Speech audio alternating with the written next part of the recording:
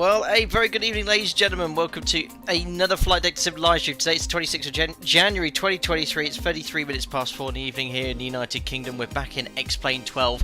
We're back in the FlyJSim Dash-8. Now, our last adventure in X-Plane 12 about a month and a half, 2 months ago, didn't go very well. There was an issue with live weather, but since then there's been a number of X-Plane 12 updates.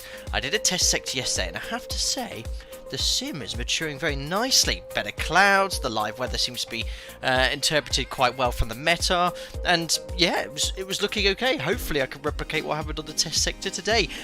We are departing, I think for the first ever time in a live stream, Belfast City. We're flying to Schiphol in Amsterdam, a place we visited several times in a live stream before, but this is the first ever time I've flown and purchased some Payware scenery for X-Plane 12. FlyTampa is a very well-renowned scenery developer. They've been making scenery for many years. We've streamed it to many of their airports in the past, and I thought we'd try it out today. Now, the airport looks really, really nice. I am having a few FPS performance issues. It's very FPS heavy. I've got quite a beefy system, but I've been on their forum, I've made some adjustments and changes. I've seen the latest Q8 pilot video on improving FPS and stuttering for both X-Plane 12 and Microsoft Flight Simulator, which helps a lot. I definitely recommend trying that out. But we've got Ortho 4XP for the entire sector. The scenery is looking very, very nice. We're live on VATSIM. I can see a number of Dash-8s on stand, which is really cool. Thank you for everyone that's joining me on the sector today. And I think Holland or Amsterdam ATC are doing not some sort of event, maybe it's someone's exam today, but I think I've been well informed that it might be full ATC on time of our arrival though, which is pretty cool. Who we got here in chat? Listerman Fox, Stephen Miller, flown out of Belfast City a few times. I've never flown out of here, both in the sim or in real life, or correct me if I'm wrong. Moen, looks like I'm not leaving work anytime soon, so I don't miss anything. Moen's my residential Dash-8 moderator slash expert who'll be here to help me out.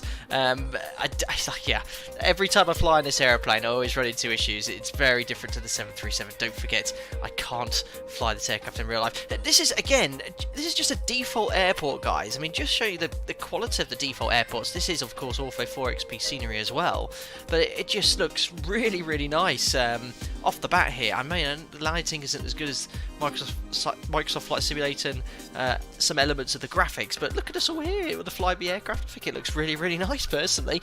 Expert, says Moen. I believe so. Sky's here, Epsy's here as well. Let me just zoom on in towards the aircraft here. Who else got in chat here? Edo's here, Will Henwood. I hope you're doing very well. Ivan Dagsvold, Ocular Tom coming in from Florida, where he says it's 50 degrees Fahrenheit, 12 degrees Celsius, about the same temperature. Well, actually, a little bit cooler here in the UK today. Ross Cogswell, flimsy wheel, he said. I guess you mean on the aircraft here. Who knows? Andy Tusk, good evening from the alpaca, from an alpaca across the pond. Hello to you. Max Strayer's here as well. He says afternoon from a cloudy Oxford. Looking forward to the stream where it's cloudy where I am as well. I'm not. Clark Roberts, hello. We're keeping me company as I finish the last half an hour of working from home in this chilly Thursday. Have a safe night. Thank you very much, Clark Roberts here. Excellent. Now this is one of the Flybe liveries from the Flybe virtual airline, which I really like because look, it's got some patchwork from their white and blue liveried Flybe aircraft. I think actually that's just their white one there. And apparently this is true to the real aircraft just prior to Flybe when it went redundant 2 or 3 years ago. Obviously it's now operating a sort of skeleton service. I think they're expanding quite quickly, which is great news for the industry. But yeah, it looks really, really nice. Aircraft's completely cold and dark. We are running the sim 6 hours behind live time though, just because I wanted to enjoy the scenery, the Ortho, and see Amsterdam, the FlyTampa scenery, as it is in real life as well. Vlogu, thank you very much, or Vlogu, for your £5 donation. I don't know why that's not pinged up just yet. The alerts are not muted. Sometimes it could be a bit on the slow side. This is coming back from the dono for the streams. Love you and keep up the amazing work. Thank you very much, Vloggy, for your £5. That's very generous of you. My last stream was the PMDG 737 live stream with the 15 or 14 failures or so. That has been a very popular stream. I think it's been viewed over 30,000 times now. So we'll definitely look again in the future at that. But thank you very much there. Philippe, for your donation as well. Another $5. Recently got married. He says it's time to drink a beer and watch the stream. Thank you very much. And here's Vlogu's ping coming in. Thanks, buddy. Coming back with the dono for the streams. Thanks, buddy. That's Love very you kind. and keep up the amazing work. Well, we'll try our best. And I hope you enjoyed the cold temperature correction tutorial as well. That's now accurately modelled in X-Plane 12, which is really, really cool. And thanks, Philippe. I've seen that. Mariano, new subscriber here. Fairly basic PC, so prepared only, but an upgrade is on the work, so your channel showcases several sims to inform my new sim choice. Very good. I like both X-Plane 12, X-Plane 11, although I switched to 12 now, and Microsoft Flight Simulator. I've not used prepared before, but all my old tutorials are based off FSX, which isn't too dissimilar. Javelin, thanks for 35 months. Hey Captain, one of my favourite aircraft to fly, and in the second best livery, second only to Alpaca Airways, of course. Yes, we are flying Jersey 26 Alpha Mike. I was going to use the real Jersey call sign for this sector. It's 135 something or other. There's Flybe pushing back there, but I thought I best not, just in case someone else was going to do that. But anyway, let's jump onto the cockpit, as a GPU is driven directly through the cockpit of the aircraft. There we are. So in we go, and now let's start getting everything set up here. Thanks, Philippe. I don't know why your donations never ping up from Brazil. 40, must be a Brazil thing, but 10, thank you very much. Astro, I do need to try DCS as well. I do need to try DCS. Thanks, buddy. It's time to drink a beer and watch the stream. Thank you very much, buddy. We'll we might still be on your honeymoon, who knows, but thank you very much for your donation. Right, so I'm sort of following loosely the checklist included. The sector, let me just show you geographically where we are and where we're going. Let me bring up Navigraph for you. So here we are, Northern Ireland, departing from Belfast City. We're heading southeast, just south of the Isle of Man, then directly overhead Liverpool, Manchester, then Sheffield, over Lincoln, and this is where I'm from, guys. I was born here. This is where I was born, Boston, and Spalding is where I grew up and went to school, which is pretty cool. Along the north coast of Norfolk, I've been on holiday here several times. Beautiful part of the world. Across the North Sea, onwards to Amsterdam. Flight time is around 1 hour 25 minutes. Vlogger, again, very generous of you. Thank you very much indeed. 20 quid. We going big or we going home? Also, I love the cold temps tutorial. Thanks, Vlogger. Really appreciate that. That's very kind. Yeah, I'll look into making some more tutorials, but hopefully Microsoft Flight Sim will have that at some point, because I could finally answer the question of why, when I'm in X-Plane, aircraft in Microsoft Flight Simulator or even X-Plane 11 are at different heights. We might see that today at some point as well. Andy, I wave as you fly over. Yes, I remember you're not around that neck of the woods as well. Right, so let's get some electrical power on the aircraft. So standby power, aux battery, main batteries on, battery master, making lots of noise. Let's get the GPU connected, which I think is over here. Connect GPU. There we are, I can hear it making plenty of noise over there. The external power is now connected, and taking all the information from our flight plan, yes, we've been murdered again. Taking the information from our flight plan, I've preloaded this at the start of the stream, but here it is. We're cruising up at 25,000 feet. We're taking 60 passengers on this sector. I think a full load's like 70 or 80, 78, so we're over 3/4 full. 2.4 tons, I'm taking 3.4 tons, an extra hour's worth because I can't fly this airplane very well. Our alternate is Eindhoven, 800 kilos, and there's our routing information. But based off that, we should have a 0 fuel weight that's about the same. 0 fuel weight 23.2, you can see here 23,119, so that's all looking good. So that's the load summary. I pre-populated all this, 25,000 feet, confirm load, and start loading. There we are. So it opens up the rear door, the main cabin door's already open, and it'll now simulate loading up fuel and the passengers, which is really cool. Let's get the screens turned on, which are down here, and the 2 radio tuning panels. So on. We'll turn on the other screens if I can remember how to. PFD and MFD, PFD. 40, and MFD. Vlogu, thank 20, you again 10. for another £5 donation. Very generous of you. Again. My goodness. Thank you. I really need some kind of reminder of how to work the Dash-8 FMC. Oh, yeah, don't watch this stream, whatever you do. So, do you know how I do it? This is my little cheat sheet. I've got a yoke cam. Oh, check this out. I've got it for a slightly different yoke cam angle today, so slightly behind. So you might see my chin at some point. But here is my FlyJSim notes, if you ever wanted to know what my handwriting looked like. There it is. So for every aircraft we sort of fly. So there we go. Look like the BAE 146 notes. I've got the Felis 747-200 notes. The Just Like Hawk we flew once on a stream. So I can reference this, and it's just sort of my own notes. This is worth a fortune, you know. It's like a Charizard Pokemon card. That's for me to reference here. So I'm following that to load the FMS. You might find that useful, Vlogu, but don't otherwise follow any of my other guides on my streams there. Lefty handwriting, yeah, well done. I am left-handed. I used to always smear my ink when I was a kid, but yes, I sort of have a weird handwriting. If you were to watch me write anything, you'd all laugh at me. There we go. We again have been is he just going around in circles? Literally just driving through my cockpit every couple of minutes. Unbelievable. Right, did someone say BAE 146? Yes, we need to fly to that at some point as well. How much do you pay per month for that fancy pad? Oof, I can rent it out for you, but it'll be very expensive. There we are, we've got passengers loading. We've got Mankini, McKeedy, Ralph, Quinton, Keegan, and Brandon. I love all this, and Emmy Brown all being sat down there.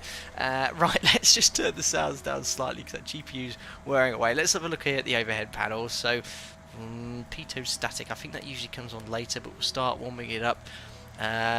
We'll put the windshield to warm up as well because it's quite nippy here. We're not going to start the APU, we don't need to. Let's put the faster seatbelt sign on, no smoking sign on, arm the emergency exit lights. We'll test the caution system and all the advisory lights. We'll put it to bright, which it's already on, and we'll put the position lights on and the tail light on too. Onto the MCP. So the wind here, do we actually have ATC? We might actually have ATC. Scottish Centre, and they do have Scottish Centre, I think, covers Northern Ireland, and we also have ATIS here as well, which makes me think that that controller is providing ATC here. The surface wind is 3507, so I expect runway 04 for departure, which is also the preferred runway for departure as well. So what we'll do is just set the runway heading to 04, which is, if I bring up the airport chart, 038, so we'll put in 038 here. 038, goodness knows what our cleared altitude will be. We'll put something like 8,100, but I'll leave it at plus 100 to remind myself I don't have the clearance. Nav source will be FMS for departure, so I'll put that to FMS for myself and Jim. I think that's all set up here on the... I've got lots of flashing lights. I forgot to turn on the FMS as well. How do I turn this on again? Oh yes, on, off, on, off. And next is to load the FMS, which takes absolutely ages. I think the rest is all done. Radio tuning panel, we can get the weather whilst the FMS warms up. So 50, 124 40, 30, 575. Vlogu, 10. Again another donation. Thank you. I'll give you £10 for those notes. No deal, no deal. They give away too much information. Thank you very much, Vlogu, for your donation. Very kind. Thank you again. Very, very generous of you. I'm glad you enjoy the content there. Nightbot is so knowledgeable. Very. Mariano, windshield heat also helps increase bird impact resistance. If it has a little flex in it, less likely to shatter. You're quite right. It's exactly the same in the 737-800. If we have a window heat failure, the QRH checklist actually directs you, or instructs you to maintain 250 knots below 10,000 feet, which we do anyway, but just to decrease the risk of any crash there. Stu is just donated via Streamlabs. No words or comments. Thank you very much for the £8.9 donation. That's very kind of you. Thank you very much indeed. And for Paul for subscribing as well. Thank you, Stu, there. Domino Mosina, I find the Q4XP FMS quicker to set up than this and the 737. Oh no, not at all, not at all. It takes absolutely ages for me to set up there. Chris Curtin, I have a load of jobs to do, then this streams pop up. Sorry, Chris, about that. Sorry about that. Right, let's grab the weather. Just make sure the X-Pilot's working correctly. There we go. Runway in use 07. Transition level. 07. Flight level 60. Surface wind 350 degrees, 7 knots, varying between 330 and 030 degrees. Visibility 1, 0 kilometers or more. No clouds detected. Temperature +8. Dew point +3, QNH1036. Said 07. Arriving aircraft expect an RNP or VOR approach to runway 04. Departing aircraft make initial contact with Scottish Control 135.525. Acknowledge receipt of information Bravo and advise aircraft type on first contact. So does that say contact Scottish after departure? Is Belfast City Airport information Bravo at time 1620. Automatic. Runway in use 07. Thank you. Transition level. Flight level 60. Surface wind 350 degrees. Thank you. 7 knots.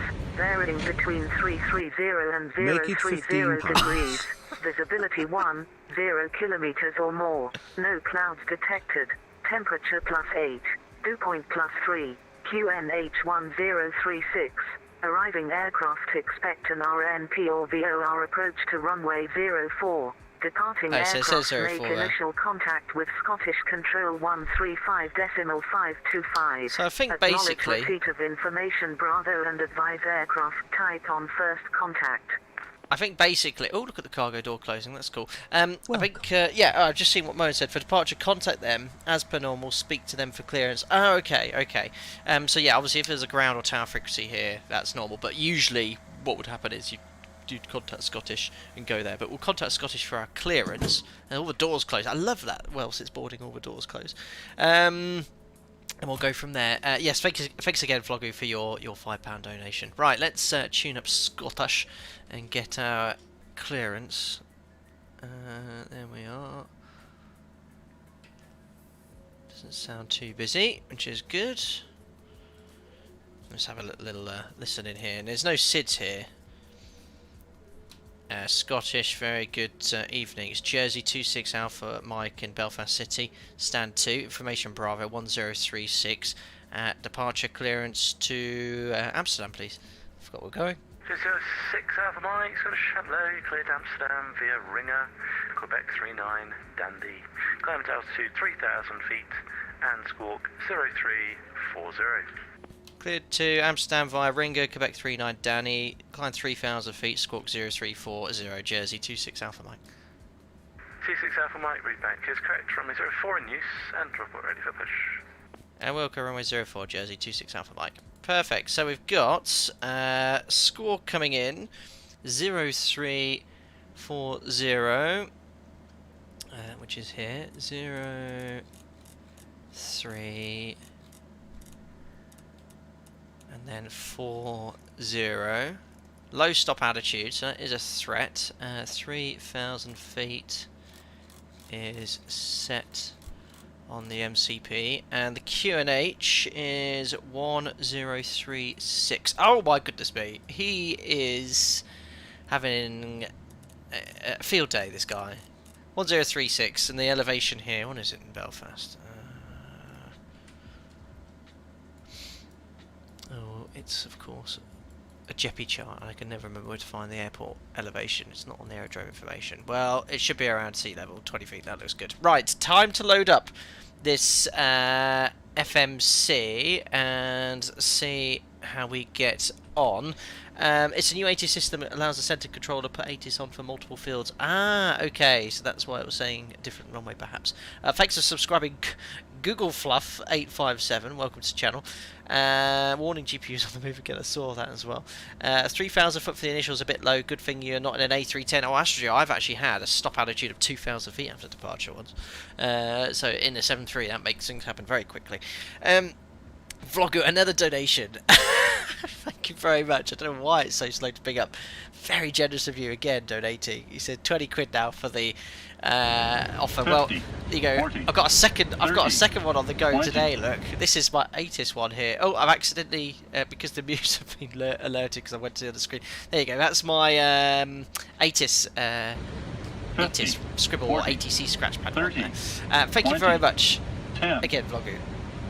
Briefing strip on top of that chart was that. Jeps are easy. Oh no. £20 last offer because of the handwriting. Unbelievable, thank you. It's not on this briefing strip. Yeah, it's the same on Nav Blue charts. It's on the briefing strip there, but on the approach charts. But they also have it on the aerodrome information chart too. Hello, Lee Russell. Hope you're doing well. And Google Fluff. Although I didn't know that would make my name pop up. It did, and then I can see you here now. Right, wish me luck with this. So let's get the operational flight plan. We're due off in 8 minutes. Here's the routing. So where's my notes? So accept the database, and we're going to copy it across to Jim's later. We'll press accept there for now. So first thing is go to flight plan. We've got EGAC. We're going to EHAM. Echo Hotel Alpha Mike. Enter.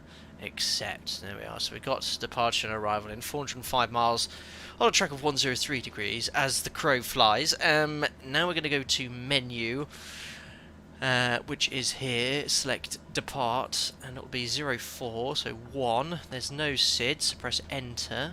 Back to flight plan, no link. So I think I press this, then list. And now we can put the routing in. God damn thing. Direct to Ringer, so I need to go to waypoints. Oh no, I think I need to type it in. Oh, now I've definitely screwed it. Let me just get rid of the gap. Delete. I'll just type in no link here, and then type in Ringer. And then we could go for the airways after Ringer. Please work. Accept. That sounds about right. 17 miles southeast of our position. Perfect. So no links highlighted. Back to list. And after that we want airway. Ringer. Quebec 39 is number 2. And then it's to Dandy, as cleared by our Scottish controller. No link again. So we did. I think you just have to go like this each time. After Dandy. Airway. Lima 28 to Manchester. Enter, then then 2 pages. Oh, what have I done? Upper Lima 28, that's why, you fool. Number 3. God damn it. Upper Lima 28, number 4 to Manchester. Right, who have we got here? We've got multiple things going off at once. Marie 145, thanks for your continued support as a member. I can see you have 3 stripes. Thank you very much. Hope you're enjoying your time as a member. Invited to the Discord, of course, and enjoy using the custom modes in chat as well. Joao coming in from Recife, Brazil. Hope you're doing well. Vlocku, 10 quid. Alright, I'm going to send it to you, aren't I? Okay, thank you very much, Vloggu, for another donation. 10 quid there, unbelievable. Right, we got to Manchester. List, I think this is just the way to do it. Airways is this one from Manchester. It's going to be Mike 16, so number 6. And then it's to Dolas, number 1. From Dolas, list. Airways is going to be Lima 603 1 to Lamso. I just don't like it. There we are, Lamso. Now for the arrival, we go to menu, arrive, and then it's Schiphol has so many runways. I have been well informed it's potentially runway 06 or 36 this evening. So there's a website you can go on to find out which one is actually in use. And I think 06 was in use at the moment, so we're going to plan for 06.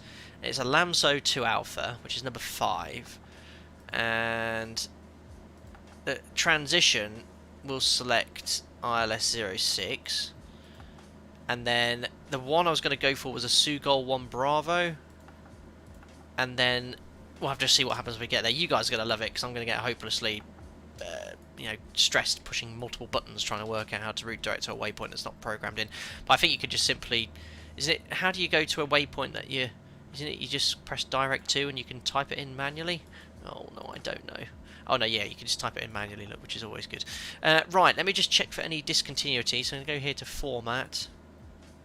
Next. There we go. We've got a double Sugol here. So what I'm going to do is press Sugol here, delete. And then we've got Sugol, Netom, and then it sort of goes, if I zoom out here, sort of like a transition look onto the 06 runway. So this will hopefully work, and all of you Dutchies in chat will laugh at my Dutch pronunciations. Excellent. There goes. Let's go for the fifth time round. So I think the routing's all good now. We'll go to fuel, load up the information here. So 0 fuel weight is 23029. So we can type in 0 fuel weight 23029. Enter. Fuel on board is 17 kilo, 3,400 total. So we've got extra hours worth of fuel before we have to divert to Eindhoven. Enter total. I can never remember this one. Alternate, I think, is the fuel to get to Eindhoven. So 389. Oh, select 389. Enter, and then hold 415, which is 30 minutes plus the extra, which was a ton. Yes, I think that's okay. That'll do. That's all in. That's all information then. Performance, great in the aircraft, very easy. You just simply type in your gross weight, and then I think it defaults to flap 5. So if you click here or around there, where is it? There's a click spot here somewhere. Where is it? Ah, there it is. They're the flap 5 speeds. If you want to change it for a different flap setting, you just extend the flaps for setting, then click, and then it'll bring the speeds up for you. So there's all our V speeds all set there. Proceed direct Sugal. That's probably 40, the correct. Vlogger again. 20, 10. Another £5. Thank you. Bad boy PPL. This gentleman here is my inspiration for that bad boy PPL I'm going to get. Bad boy PPL, he said. Unbelievable. Thank you very much, Vlogu. Good luck getting your bad boy PPL. Take it seriously though, it's very important. Thank you very much for another donation. My goodness. Right, 1036 is the Q&H on the standby altimeter. And I think, guys, we've done everything. I'm just going to run through the checklist. Just to make sure everything's happy. All the passengers are sat here patiently. So before start, recirc fan verify is on. It wasn't. External check, that's been done by Jim. The landing gear and alternate gear doors are closed. Flight deck preparations completed. Briefing I'll do shortly with you guys. Circuit breakers, they're all modelled here, so you can see here if I... What's one I can... Yeah, storm lighting, look, you can pull that, storm lighting there, I believe they're all modelled, working correctly, which is pretty cool. Passenger signs are on, emergency exit lights are already armed, anti-skid is by Jim's chin, we'll put that on. Fuel transfers off, brakes on, power levers are disconnected, fuel off, takeoff data reviewed, start approved, so batteries on, door fueling lights are off, AP bleeds off, collision to red, engines cleared for start. There we are, so we're all ready to go. Cool for the pushback. 50, 40, again, another 50, 20, donation. 10. I'll vlog you. Well, it might have to stop at some point. Well, it will be in the critical phases where I've muted the alerts. Thank you. You really think this is going to stop? Welcome. Oh, hold on. Bad. I need to disable the plugin. Thank you again, Vloggy, for your donation. Now, there's a issue with I don't need to check this on here. What's it called? I've forgotten what it's called now. The Toby game plugin, the Toby eye tracker, and better pushback. There's a compatibility issue, and if I was to actually have pushed anything there in that view, see, it now has the proper pushback view, it would have crashed the sim, which is a bit of a pain. So thank God I spotted that there before clicking anything. Right, let's draw a new pushback. Oh, what happened there? Ooh, I don't like it. Ground to cockpit. Oh, it's... Plan acknowledged. Call me through the menu when you're ready. It's Moody Brian. Ground to cockpit. Tow is driving up. He didn't show me where to go because I'd already showed him. Unbelievable. Hi, Flight Deck Sim. Hope you're doing okay. Enjoy. Thank you very much, Chris Salton. Nice to see you here. Thank you very much for popping in. Right, just whilst the pushback's coming up here, let's show you the departure we're going to be flying. It's the Sugal. Well, it's not really a departure of anything. We're going to be routing direct to Sugal. So departing of 04, and it's simply a right turn at Sugal. That's not what I meant. Riga. Sugal's over in Schiphol. We're going to take off right turn direct to Riga. The thing is, when do we make that right turn? You've got to find that information out. Now, omnidirectional departures typically turn 500 to 1,000 feet above the ground, but actually, if you look here into the charts, go to the... Okay, all doors and hatches are closed, ready to connect. Goes to the noise abatement section. You'll see here, departures, there we are. It gives you some departure speeds to fly. Now, in the Dash-8, you can't really fly V2 plus 10 because you want to keep climbing. So, you know, I'd have to talk to a real Dash-8 pilot about Winching strap and adapter in Shut position. up! Release parking brake when ready to start pushback. Oh dear. But here you can see that runway 04 propeller aircraft are more than 1,300 kilos, of which the Dash-8 is. Passing 500 feet, make a left turn, track 033. So in fact, what I'll do is... Well, no, we'll leave 0 straight. So we need to turn left by 5 degrees. Then when we get to 2,000 feet, before commencing the turn, so we're going to make a slight departure turn. And if I show you here on the charts, we're just going to wait until 2,000 feet on the heading of 033, then make that as a right turn direct to Riga, unless ATC tells us otherwise. So that's it. Taxi as well, very simple. Pushback here, facing southwest, taxi to 04 via Alpha. Right, look at that, we're only 3 minutes late. Let's request push and start. Let me just make sure Scottish still tuned up. Right turn heading 3303. 50. Again, 40, Vlogu, thank you. 30. That sounded 20, like Paul Sierra to 10. me. Thanks, Javelin. You won't ever see me hear me swear on a stream. Good boy. I'll go out drinking now, but keeping the stream on. Thank you, Vlogu. Well, it was very generous of you. Thank you very much. Don't drink too much, and I hope you don't come back too Larry. Thank you. Climb now. Flight level 90. Someone's already on his way. Flight level 90, Jersey 6 Golf Foxtrot. It's got Foxtrot, route direct to Ringer. Someone's got a direct ringer. It's Nigel over there. Move it to Golf, thanks for your help there. Left turn heading 310 degrees. Turn left 310, Jersey 38 Golf. Move it to Golf, descend now, flight level... Very busy. His Scottish Centre's obviously controlling a large area of airspace. Right in on Whiskey Romeo, turn left heading 125. Take care, Vlogu. Thanks for coming in, buddy. Very generous of you. Whiskey Romeo. 20 Yankee Echo, descend flight level 80, level by Tartan. Descend flight level 80, level by Tartan, Blue Max 1 Yankee Echo. 784 uniform. I'm trying to check in here. 10 degrees, descend flight level 210. Hearing people Schiphol wrong irritates me a little. It's difficult to pronounce. People say Schiphol, but it is pronounced Skigfol. Dutch is a strange language. I still struggle with it. Yeah, I'm not repeating any of the Dutch I know. It's rude. 240 knots, Jersey 3 to go. 50. 40. 30. Thanks, Chris. 20. 10. Thanks to the T-Queen. He sent me a kiss. Appreciate that. Thank you very much. Jersey 483, contact London 133.7. Good day.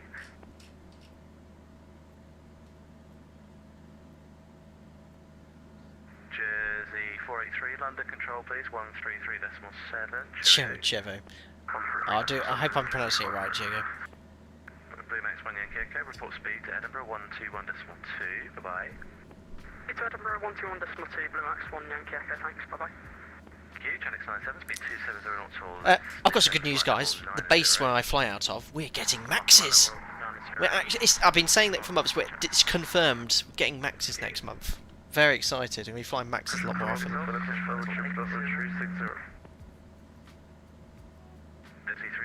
No hopefully no faults. I've not set any. Level 80, Jersey 3 Victor Golf. 6935, line control. Roger, hello. 6 Golf Foxtrot, flying 165 initially. These facts. Roger, heading 165, Jersey 6 Golf Fox. Set 431. Oh, I can't get in here. We need a tower controller.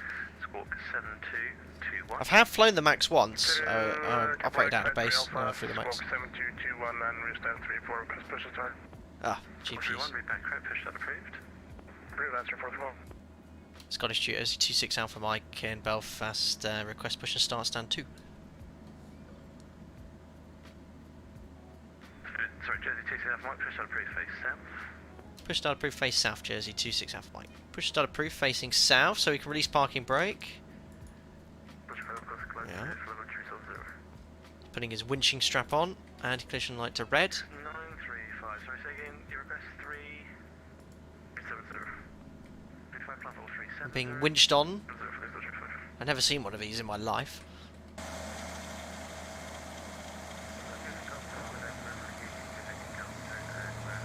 Starting pushback, and you may start engines. Excellent.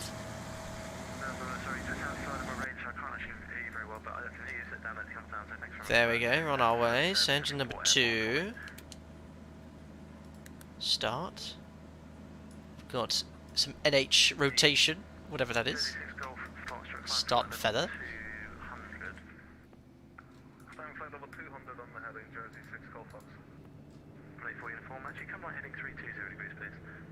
Right, turning 320 degrees, 784 uniform. Sounds on this add-on are spectacular, and the propeller animations, the best propeller animations I have seen in any simulator. Mr. Angry doesn't like the Crash 8s, I think. I've got to keep remembering the Jersey call sign as well. Starting engine number 1. NH.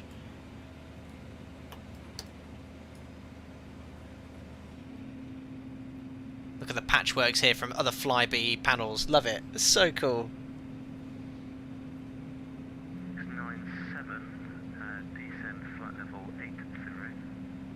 Oh, spoiler switch.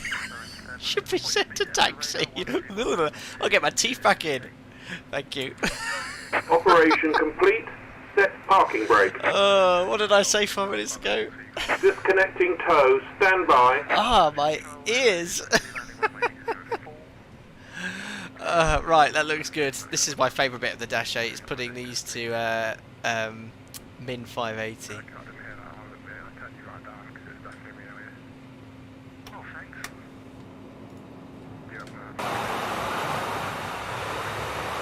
Look at the animations.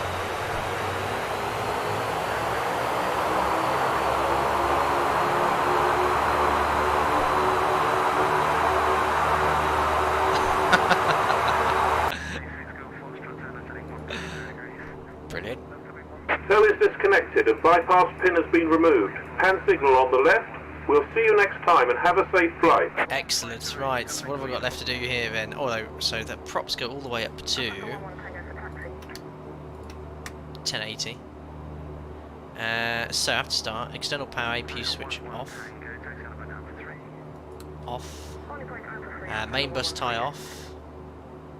Off. This might take some time. Bleed air 1 and 2 as required.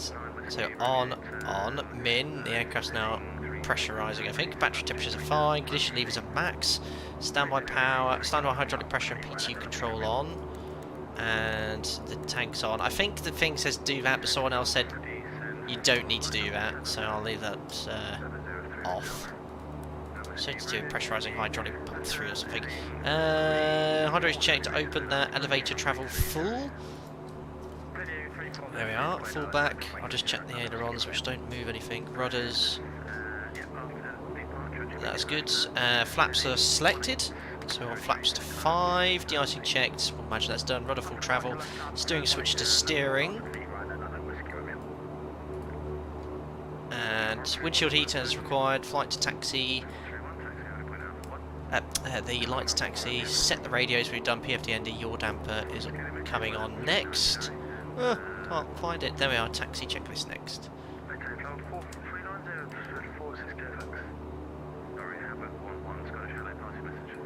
We've just got to request taxi. Gust lock is still on, sorry. There we are. Just testing, well done. Out of his set, flight was checked, tanks, box pumps are on, auto feather is on. Flaps are set, trim set, takeoff warning test. It's because I've got the brakes on. Perfect. It's gone very quiet on frequency.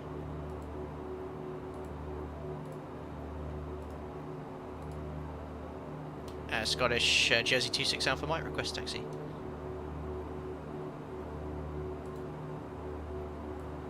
Oh, what's happened here? No one's transmitting or receiving. Jersey 26 Alpha Mike, sorry. Thank you. Taxi on point Alpha 3. Taxi on point Alpha 3, Jersey 26 Alpha Mike.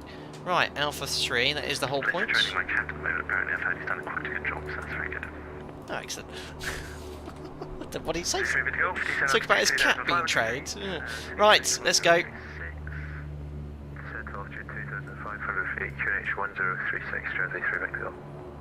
Right, is there anything I've forgotten that's very important too?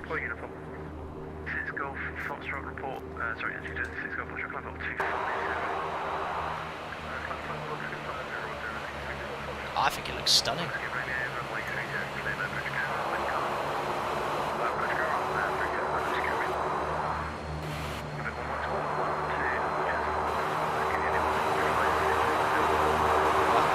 ATC or myself think.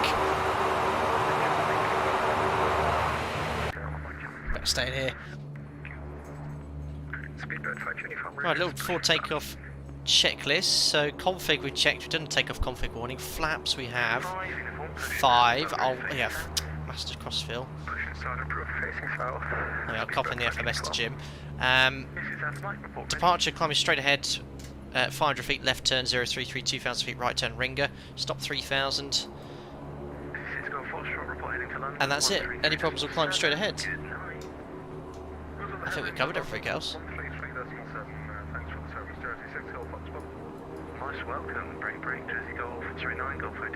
And that's it. We tested that. Max 1020. Pitot statics on. Ice protection as required. Caution check. Flight clearance reviewed. Cabin secure. Well, I'm not looking where I'm going. Check's complete.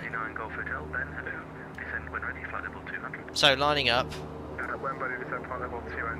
I need to make sure I do this because I always forget every time, and I'm also on format here, so that's going to be 2 seconds. And scan David 19 Whiskey, what's your requested cruise level? There we are. On that one, I want toga, wings level, and I want a heading select. There we are. And outsell. Alright, I've got everything I want for takeoff. Eyes on the road! I'm ready.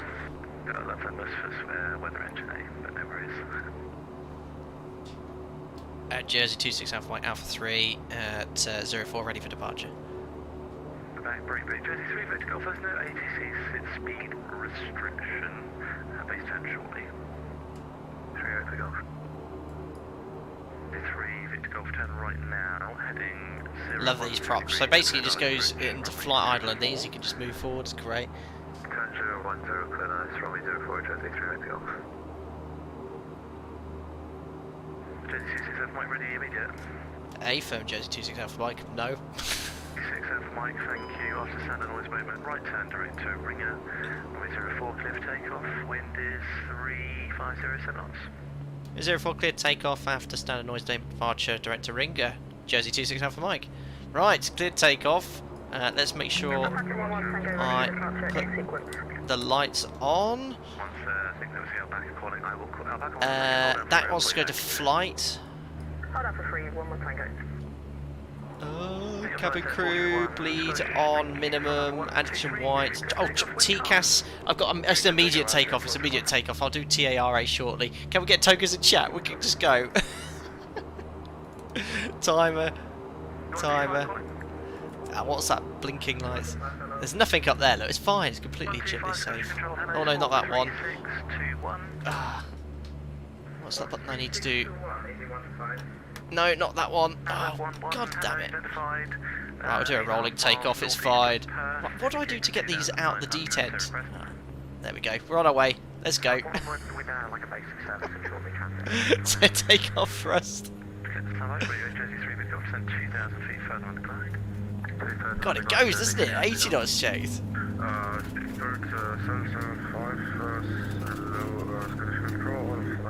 A little bit jumpy V1, rotate. Oh, nice. Positive climb, gears up, onto the flight directors. Oh, I missed the gear retraction view, sorry guys, I was too slow. Heading 033.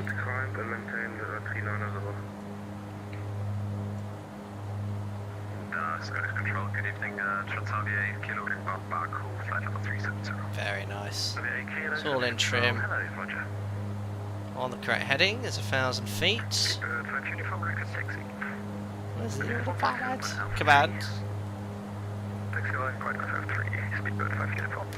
900. And then we're going to go to IS holds. 190. There's 2,000 feet, direct to Ringer. Direct to Ringer 2. Enter. Nav. I'm dash-8ing. I'm dash-8ing. Flaps up. And levelling off at 3,000. Left 115 now, just keep on me. 431, report passing level. Power off. 31, thank you, climb now. I'll do the after takeoff checklist when we get further climb. Just transfer 431. Sorry, Hammock 11, it's a basic service, and sorry, just saying in your request. Basic service would like to Is the Belfast runway quite accurate there? I think it's hilly as that. Some can be. 11, thankfully, and I'm radars online. Can you give me a free call, please? 121 decimal 2. Hello, free call right now. There's 220 knots. We'll just maintain that speed. Is it so? Keep waiting. Bringing power back. This 9 Golf Hotel descent now, flight level 140. I think this sim looks splendid, by the way. 9 Golf Hotel, descent flight level 140. Look at that. Oh, that looks absolutely spectacular.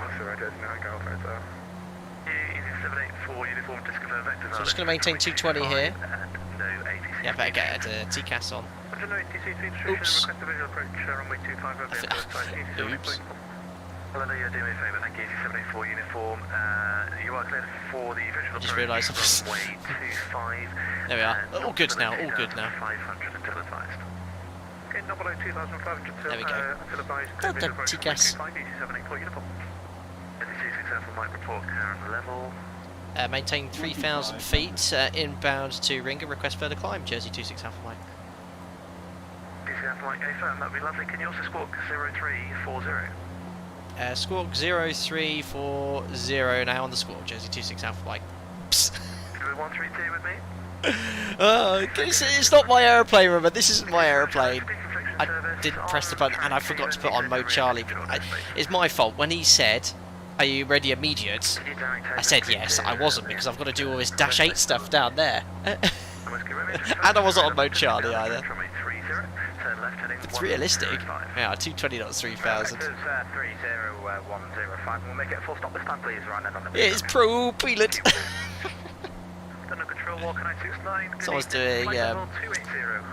Someone's doing, oh no, did I start the timer? Yes, I think I did. Yeah, 3 minutes, look. 3 minutes, 3 minutes. Well, the SID's going really well, look.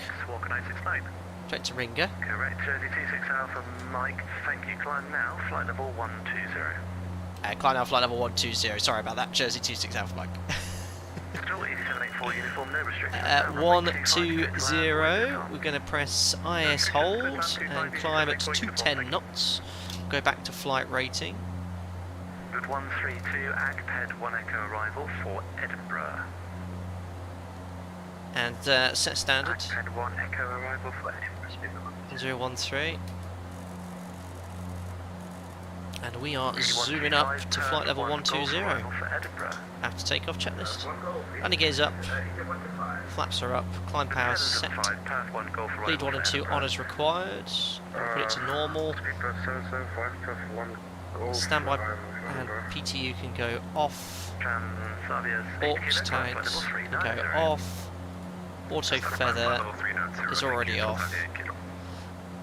Engine temperature pressures checked. It's all green. 1800 kilos per hour in the climb. Very nice. Cabin pressure temperature checked. Passenger signs as required. That's it. Checks complete.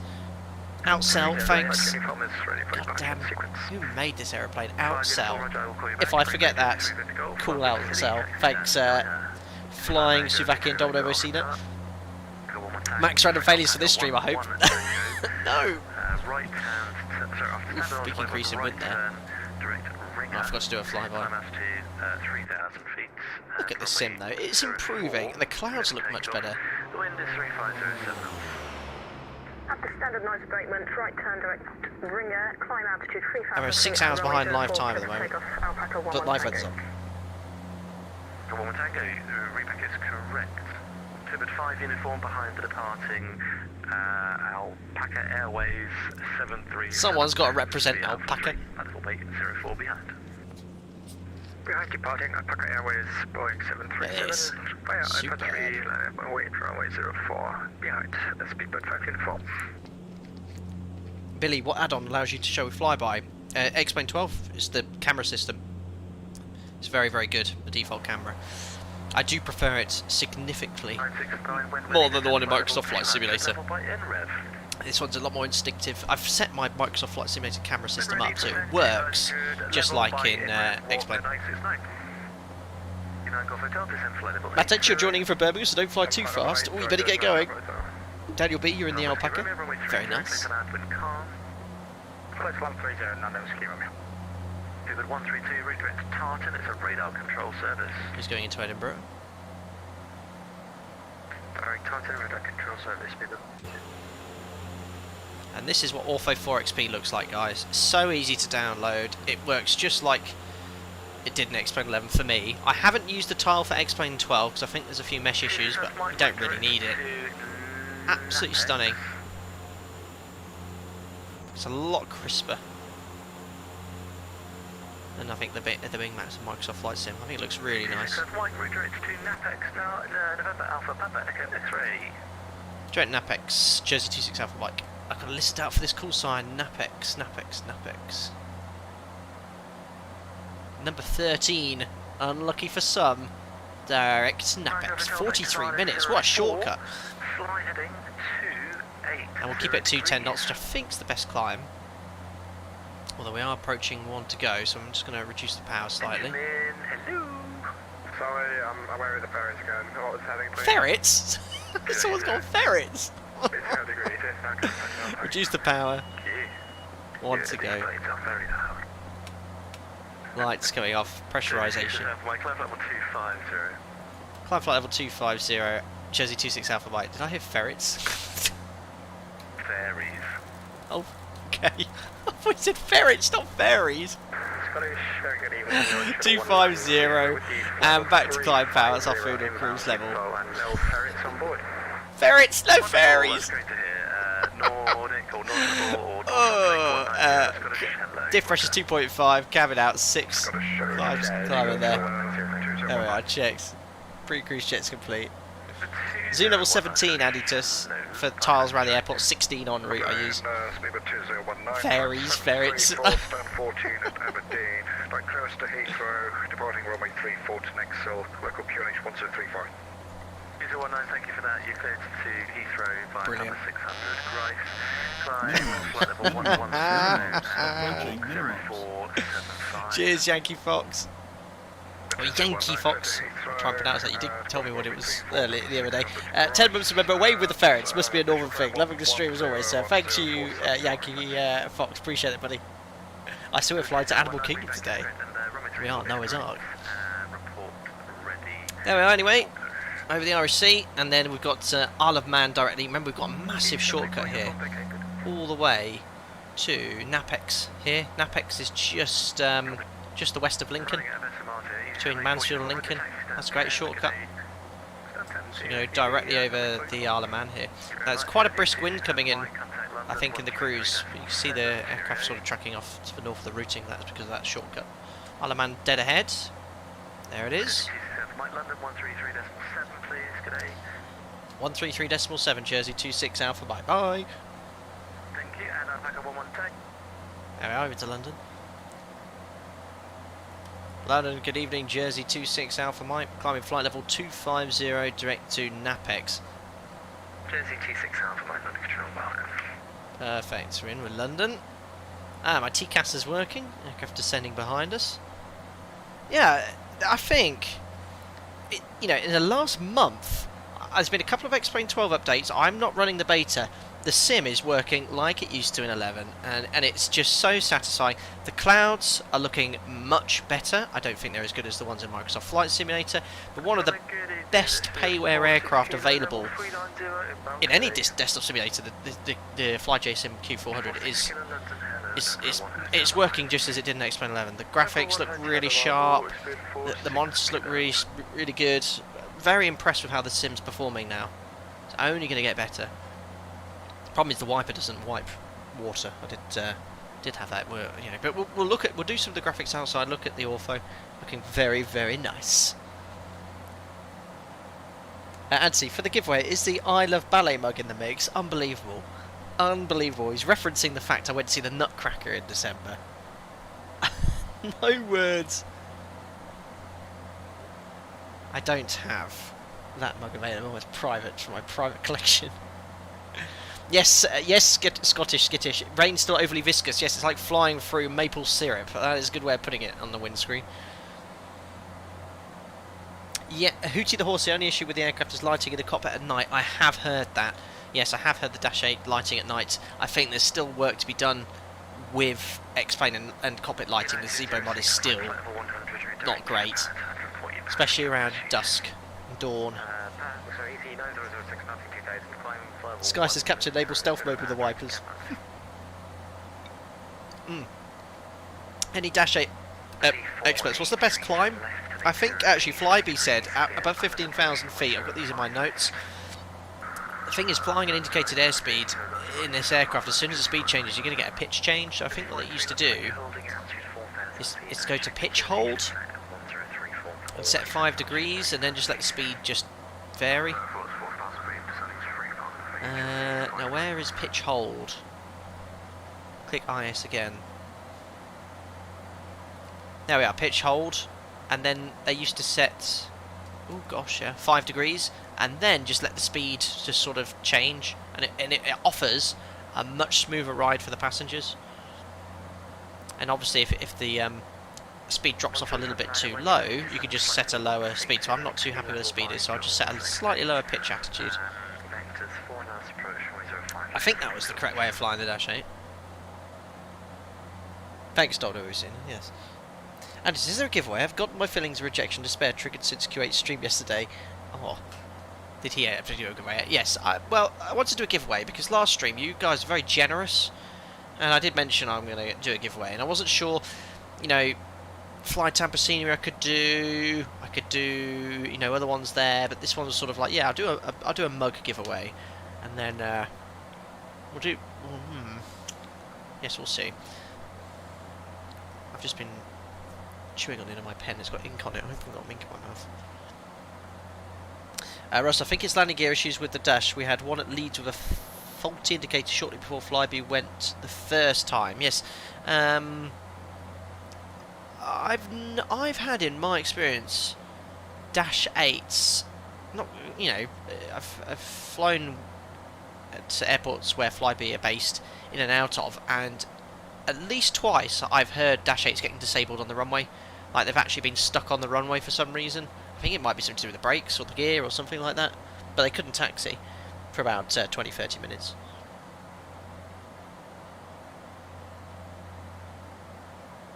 Passengers sitting near the tail of the cockpit will be grateful for pitch hold. Very good. Well, it's holding very nicely here. Oh, it's gone very quiet. I don't like it. It's like in real life. When the frequency goes very quiet, you don't like it. It's not very nice. God, there's loads of ATC in the UK today. Edinburgh Tower, Edinburgh Approach, ground for Manchester, Newcastle, East Midlands, Luton. 80s for pretty much every airport. Scottish, London. It's great.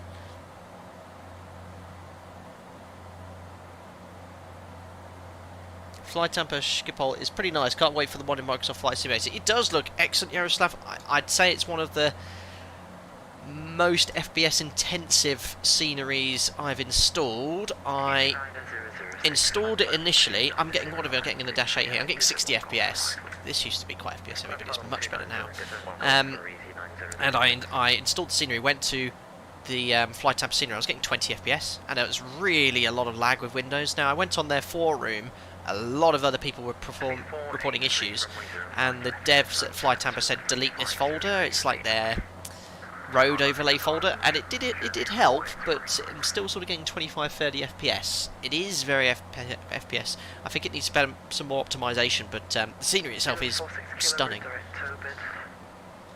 There's the Isle of Man in ortho. I think that looks absolutely beautiful. Yeah, fun fact, we've flown the Dash-8 probably 5-6 streams, never buttered it. I just really struggled to land this plane. You've got to, because my muscle memory goes to landing a 737, and I cut the power, and when you cut the power on this, it's not forgiving, it just drops out the sky. So I've got to remember to keep the power on until we're literally just about to touch down. Sunrise, Alpaca 11 Tango. Alpaca 11 Tango, AFM, we can accept 290. The scenery in X-Plane 11 FPS is very good. No, it could be a mixture of X-Plane 12 then as well. It's holding 190 knots, so let's just lower the attitude slightly. 6 please for Alpaca 11 Tango. 11 Tango, November Alpha Papa, Echo X-ray. Keep the torque around 10-12% during the flare until you touch down. Thanks, Mr. Unicorn. I won't remember that. But we're on our way. Our ETA is... that's the dollars. How do I find ETA? Prog? Perf? Ooh, stats. Endurance, that's really cool. At Schiphol. I don't like how... Oh, the range is constantly changing, isn't it, actually? 1 hour 18 minutes, there we go. And that's got that full arrival in too. Want to go? Yeah, great ATC right now. Is it you, Junior, by any chance?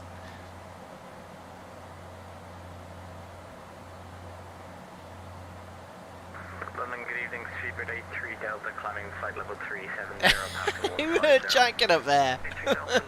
He was on his bed. Someone's just come in, that's why. One hotel arrival, direct Melbourne, and continue 370, Speedbird 83 Delta. Hello, Subslater. Does ADSC... What do ADSB? Did ADSC improve now actually in RMP performance? Whether that's actually used by the aircraft systems to update the aircraft's position, I'm not 100% sure. I really don't know. You did, Double Mosina.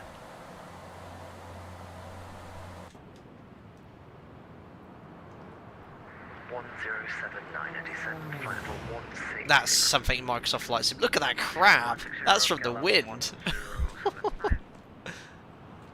That's some serious crab. Yeah, last time we flew the Dash-8 and X-Plane 12, our first ever X-Plane 12 stream, we had big issues with live weather when it wasn't working. The rudders are wiggling away. There we are. 25,000 feet, out hold. We'll keep it set there. We'll let the aircraft accelerate to the cruise speed. Clark Roberts, if you could fly an aircraft other than the 737, what would it be? Oh, the Airbus A320.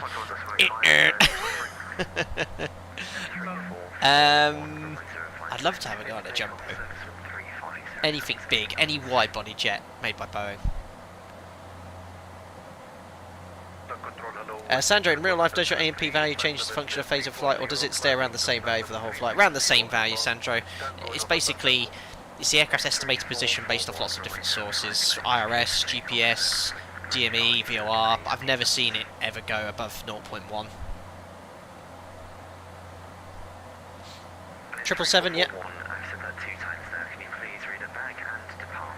Oh god. Gotta listen out, this is a controller who does not want to be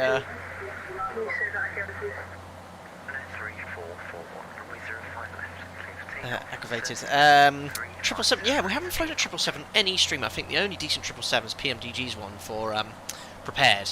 I know there's a dodgy one for Microsoft Flight Simulator, which uses 747, the Captain Sim one, which is not the sort of aircraft I'd like to display on this stream.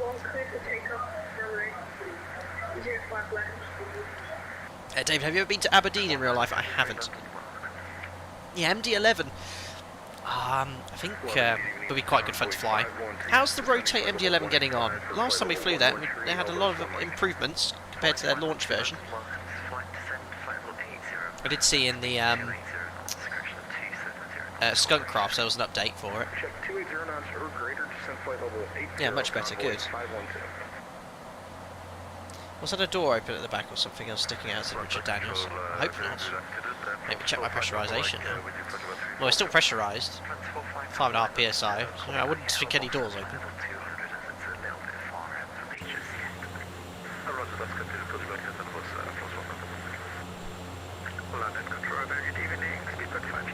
Busy in London this evening.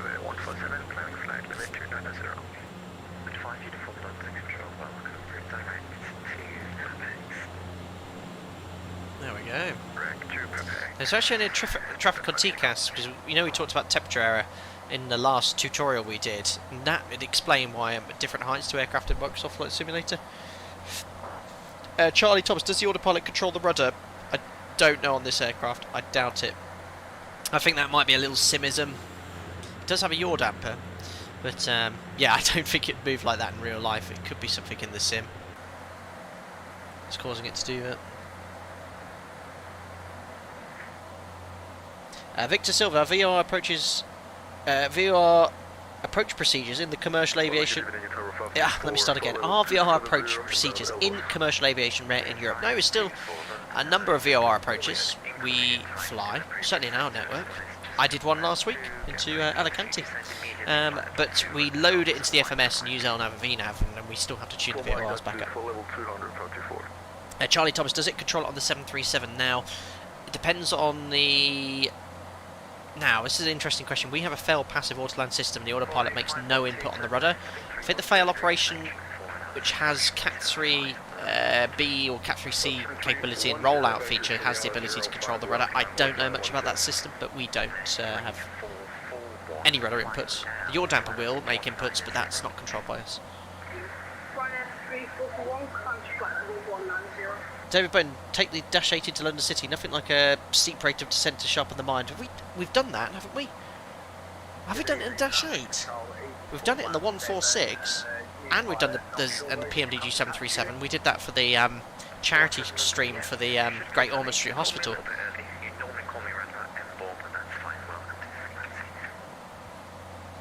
Turn the sim down slightly. Well, anyway, all safe here and well.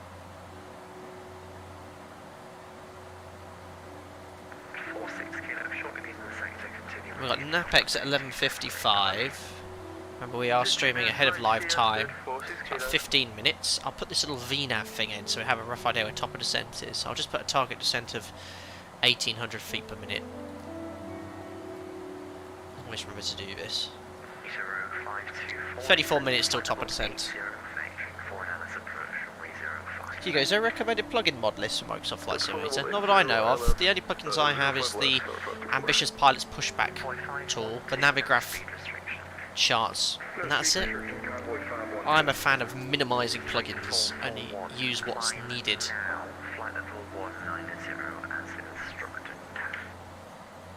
Oh, listen out for this Jersey call sign.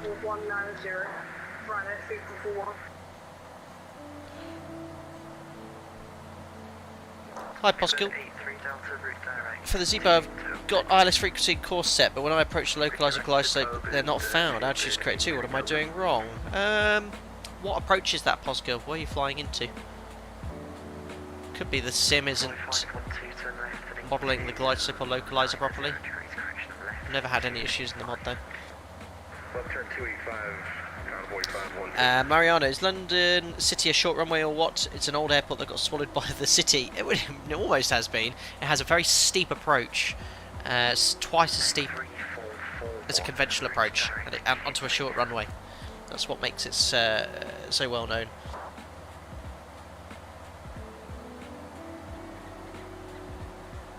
Ah, look where we're coming up to. Blackpool. I've been there. Flew into there when I was doing my hour building.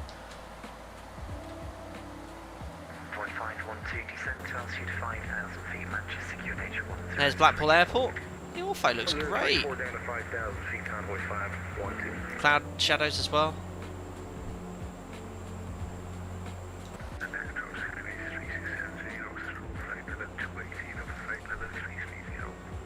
Beautiful. Right over the airport.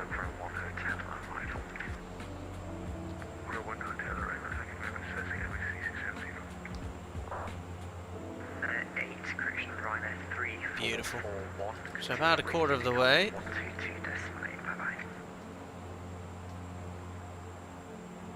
Jersey 6 Golf Foxtrot cruising along. I'll be leaving a buttery runway, so best of luck. Well, I won't be. Sorry, say again, you got clocked by another airplane. 4512, turn left, heading 275. The British Kaitak then. Well, Kaitak was a little different. Sort of like that was just a curved approach, checkerboard approach. That was awesome flying that in the PMDG 737, but without the mountains.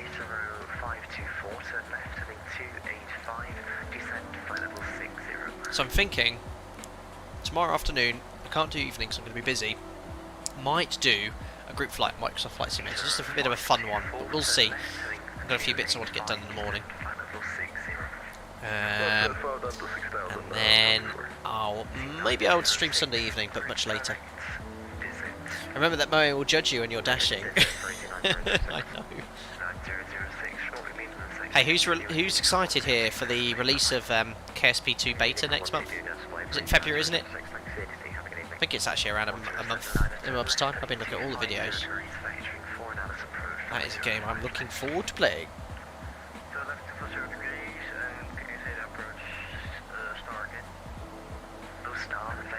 So I take a little bit of power off here. Look, so approaching VMO. Let's do about 60% torque.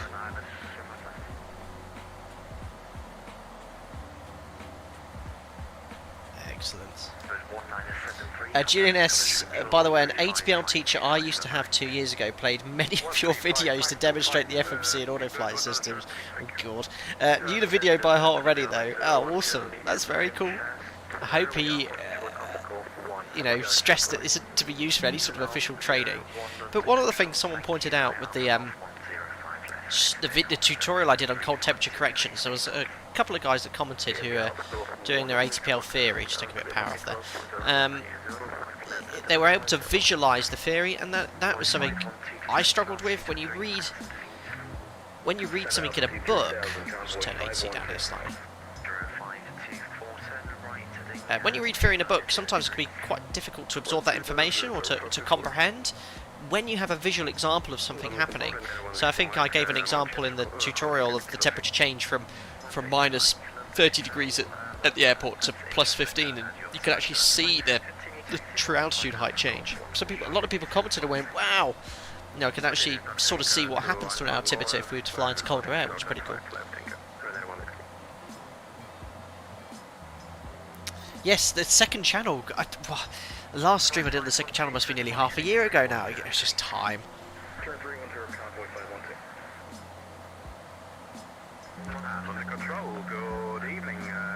0321 Sean, what is KSP? Kerbal Space Program. It's a space simulator. It's sort of based off real physics. It's really interesting. Ah.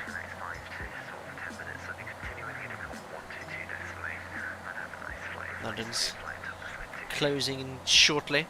But ATC, I think, in Schiphol starts at 6 o'clock.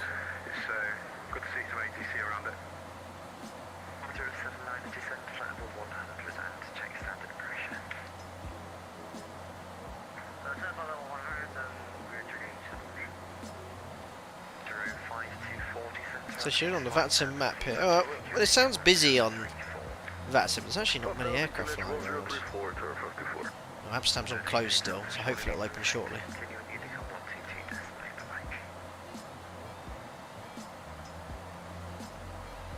Russ, I think it makes you think how clever these simulators are getting when they're able to replicate almost anything. Well, they are very, very clever. We're directly overhead Manchester now. Still on that, remember that massive shortcut we're going. We've got my routing director Napex. See if we can see Manchester down below. There it is, through the clouds. Look at the crab. But you can see, what I really love about X-Plane, you can sort of simulate and see the crab, and you can see how the clouds, and obviously they'd be moving too, but we're obviously moving in relation to them. What is the surface, the wind up here? Look, 70 knots from the right. We've got 126 degrees heading, our track's about 113, so we've got about 12-13 degrees of drift here.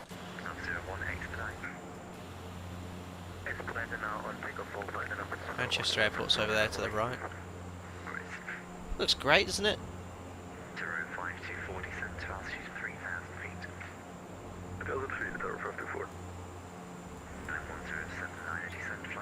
Yeah, or this is also zoom level 16. It's absolutely fine once you get above 15,000 feet.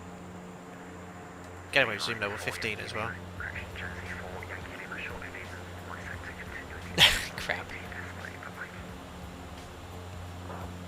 Stunning. What was that for me?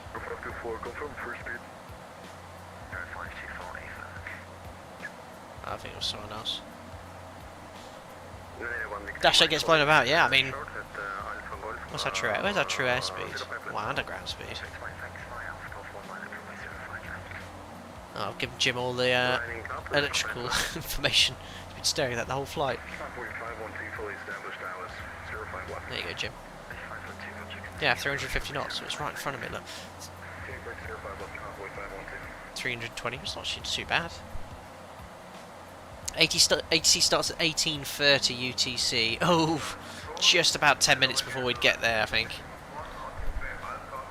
I couldn't do any earlier though, or any later, Alex. Don't know. You need to I need to visit UK and fly on board Flybe Dash-8 because yes, Polish lot have just got rid of them. Yes, I did hear about that.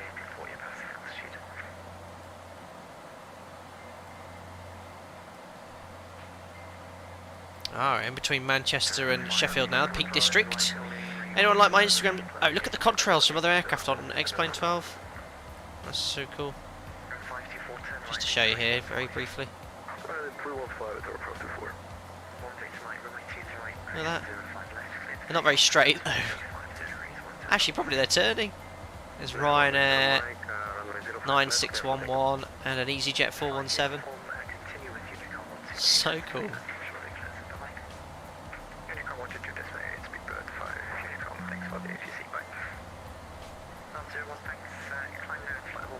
Alexander used to watch the Dash-8s flying to Southampton, definitely precarious in the winds. Yeah, they do get knocked around. I commuted with, when I became a captain I was based away from home.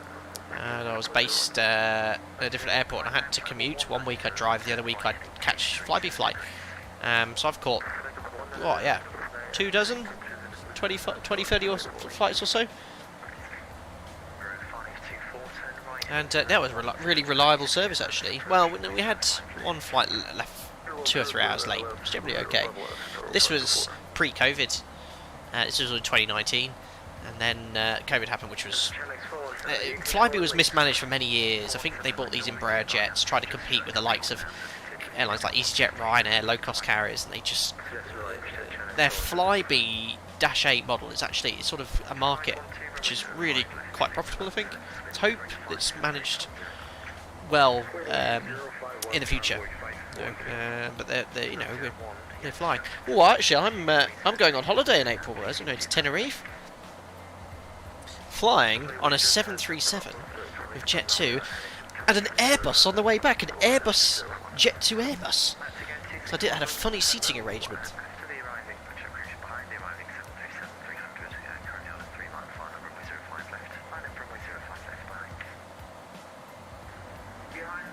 Lisbon, they finally simulate contrails, yep, in X-Plane 12. Yeah, it's an X-Pilot update, like a live weather update. Just shove me in cloud like this. Looks like we're almost out of it. A little contrail coming out as well.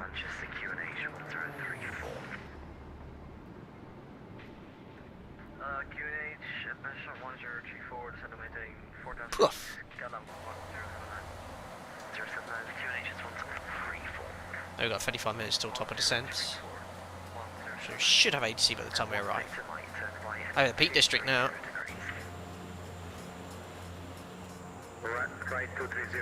Look. Yeah, I went to Derwent Dam the other day. Some of you might have seen it on my Instagram. Jack and I enjoyed it. Ah, the contrails work in X-Plane 11 as well. You just need the latest X-Pod update. There you go. Don't forget to get out of the plane in Tenerife. You're in the return sector. Brilliant. Possibly, what's X-Pilot? X-Pilot is the VATSIM client for X-Plane. It allows you to speak on the VATSIM network. David Bone, do airlines have varying SOPs related to when the gear is lowered? I've noticed one carrier in particular leaves it much later than others. Yes, certain airlines have different SOPs and they'll configure accordingly. We do configure our gear around 4 or 5 miles depending on IMC, VMC. Some do it even later than that, some do it even sooner. The conspiracy nuts on the crowd go wild, they do. I will never show you where that switch is, the control switch.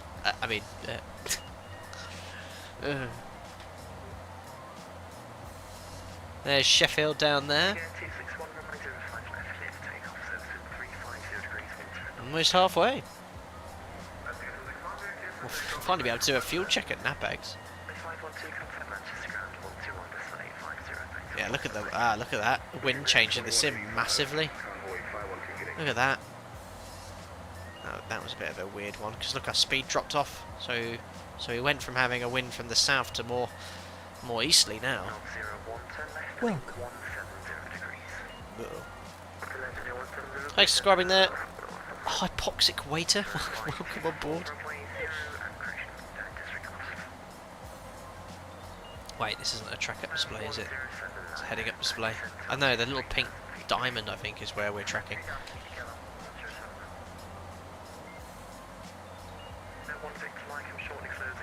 Surprised Logan Air don't get more turboprops. What have they got? They've got Saabs, but they've got the little jets, haven't they? I can't remember what they are. Cabin crew pun. Like it. Oh dear. Saabs and the ERJ, that's it. 50, 40, 30. Thanks, Lanitus, for the $5. Appreciate it, buddy. Thank you. Thanks for streaming during the workday.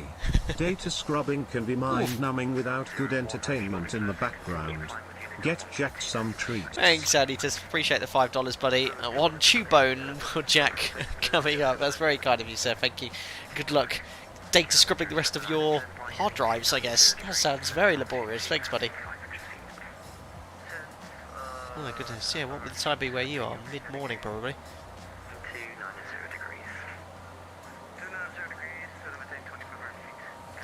Great stream. We've got 2 ATPL theory exams left. In your opinion, does a UK CAA frozen ATPL still hold value? So hypoxic waiter, since Brexit, I know it's all gone to pot, hasn't it, with regards to what license you have and what needs to be done. I'm not really knowledgeable in those sort of things. Now, I have both an EASA and a UK CAA license. During the Brexit process, I had to get both. I think it would hold value because you've got a number of airlines that operates in the UK that sort of would take on cadets. So Ryanair, obviously being a European airline, they have a large UK operation. They'll take on British guys, as would EasyJet. I think Jet2 as well. So yeah, it still has value. I think when you want to start going abroad for an airline that only operates outside the UK, you need to get a conversion, but again, I'm not the expert there. But best of luck with your training anyway, buddy.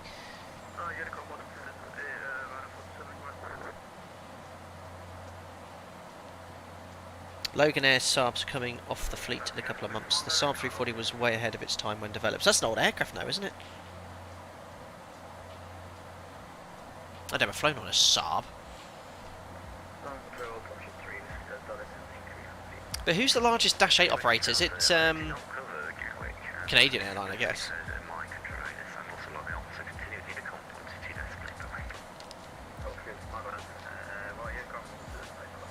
Cornelius, thanks for taking interest in the Discord. I do have a Discord server, but it's for members of the channel only. Just provides a bit more of a one-on-one DM ability and some exclusive content.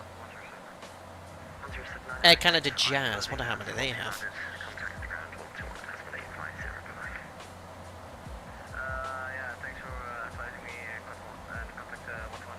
We're approaching Napex. That wind's gone a little more northerly now.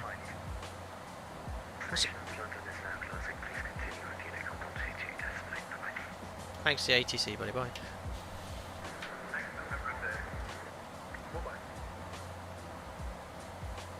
So over to Unicom now. London's just closed. That decreases my workload.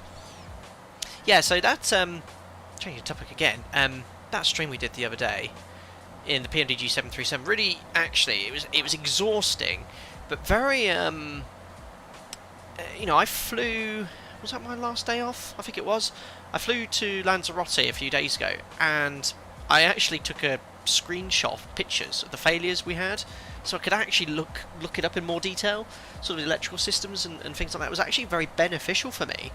I have to give credit to PMDG. I think it modelled the failures quite well. I think there were a few bugs and things where we had sort of loss of the electrical power, and I couldn't get down to the bottom of why the displays failed, but I think it's because we had both a display failure and a display, the system which controls the displays this, the CDS broke as well, so it got a bit weird with bugs and things, I think. But yeah, we'll do that again at some point. Anyway, we've finally flown over our first waypoint at Napex. Let's do a quick fuel time check here. Might be a little bit late because we were held at 3,000 feet for a short while after departure. We're airborne for 41 minutes. There's Napex, so 42. Oh, flight time's actually slightly less. And we should have 1,500. Remember we took an extra ton, so we should have 2.5 tons. We've got 2.6. We've got an extra 100 kilos of fuel. And we should have burnt 900. How you get to fuel burnt, I do not know. Probably in here somewhere.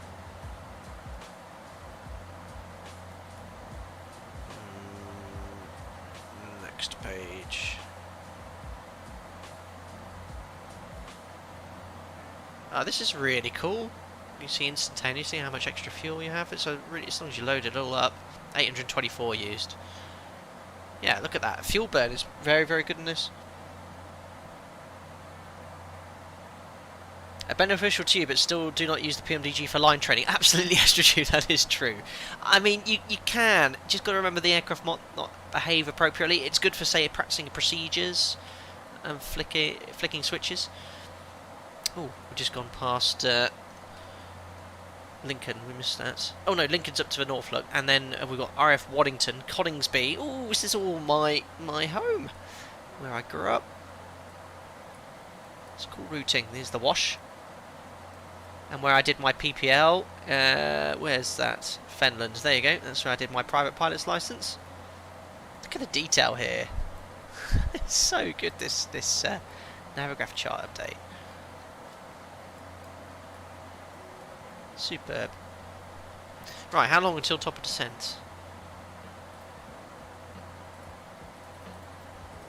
I can't remember what page I want. Is it nav? BNav. 20 minutes. I think we should start setting up. So, do we have any Schiphol online or anything we can grab weather from? No. Now, I think in real life they're landing 06. Just double check the weather in Schiphol. So the wind's from the north, 360 at 12. So yeah, I think they land on 06. And take off 36 centre? Or 36 left, the runway that's 2,000 years away.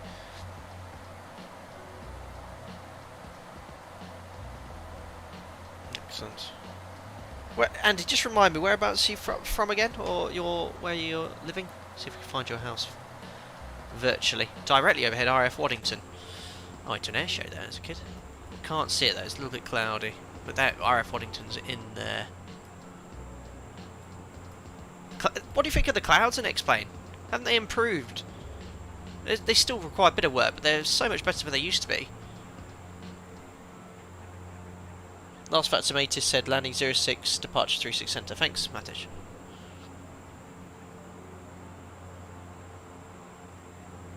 Yeah, compared to X-Plane 12 first release, big difference.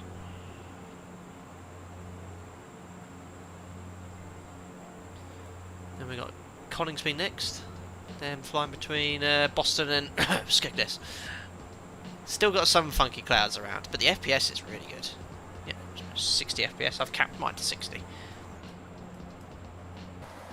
Is that the someone above us? Look, super. The contrail add-on is excellent. Oh, we're being. Is that Nigel? Nigel's overtaking us. Wish they were a bit longer with the contrails. You've just gone over my house, about 2 miles in a direct line from RF Waddington. Very cool, Andy. Right, I think we should plan for 06 then. So, let me get some charts open. I'll use the viewer here. It's quite nice. What I like about this sim is I found in the Microsoft Flight Sim 8 aircraft without the auto throttle, so I think the 146 namely, what I quite like is as an aircraft accelerates, it becomes more under the effect of parasitic drag and is proportional to speed. So I've just set out a power setting, and it's sort of just holding the speed quite nicely. You don't have to sort of keep changing it every few seconds. I feel that's more realistic. Yeah, you'll see me using both sims moving forward. And I'm really happy to see improvements in X-Plane 12. You know, it's always been okay, but now it's back to its X-Plane 11 glory, I feel. It just needs a few more tweaks and changes. For example, random lightning coming out of Strato-style cloud. Yeah, it's improving, which is great to see. Anyway, let's get some is it Schiphol charts. So we're going to fly the Lamso 2 Alpha. It'll be a Sugol, hopefully a Sugol 1 Bravo transition, which I think is under the 31 approach charts. Now, I think the only transitional charts are the night transition charts. All the other ones take you directly overhead the airport. So what I'm going to do is select night transition for the ILS, because that's the one I've got in the box. I know it's not night, but actually no, it would be perhaps, because it is night in real life, of course. We're 6 hours behind live time. So I'm going to select this transition, which takes us to ILS 06. And then we'll select charts for ILS 06. Who thinks I'm going to get lost today? Oh, we're also going to request a stand. Someone commented on my YouTube community post for this stream, who actually dispatches Flybe flights from Amsterdam. He says, stand Delta 16 is the one I want, because that's where Flybe park in real life. So we'll go for that one. Look at this airport.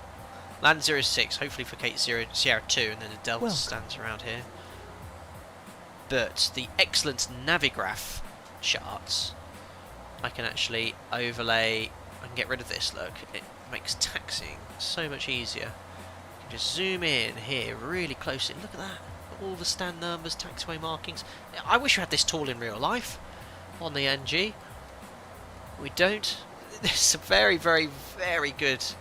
This very powerful tool for flight simulation. It's almost always proceed direct to Sierra Papa Lima. Whereabouts is Sierra Papa Lima again? Isn't that the? I think it's Spikeable. Oh no, Schiphol. So direct to Schiphol VOR, and then I guess vectors at some point. Okay. Time to change for A350 operators in Lisbon. Yeah, I think they've got all that fancy stuff, haven't they? Right, so let's step through the routing here, starting at Lamso. So Lamso is a restriction. Now, I think for the profile, based off of vertical speed, look, it's 230 below, but we'll leave it in the VNAV mode. It's going to cross at 20,000 feet. Then it's ETPOS. And then from ETPOS to Sugol max 250, which would be no problem. This 100 to 70, so it's going to put us at flight level 100. And then from Sugol, that's the routing here. We might get a direct prior to that. So we'll fly this transition. So from Sugol to Netom 110 16.6 DME. From Netom it's to Soski. Ooh, yes, it's missed out this point. 612, that's fine. It's going to go from Netom direct to Soski. Soski 4,000, is that mandatory? Max to 24,000, no, I think that's advisory. Let's see what ATC say. And then it's a left turn to 613, then 614 the initial fix, AM 110, 2000 onto the ILS. Levels to be expected over initial approach fix may be changed at ATC discretion. 18 meter deviate from transitions by vectors. Rejoin the transition may take place before Soski. Okay. MSA, well, it's Holland. It's minus 11 feet here. Let's have a look at the ILS frequencies. 11055 for the CAG.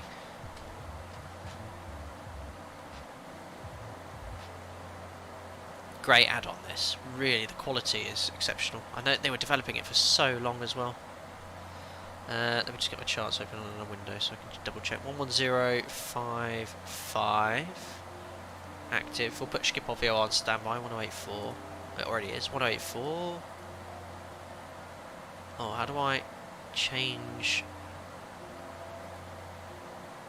How do I change this one?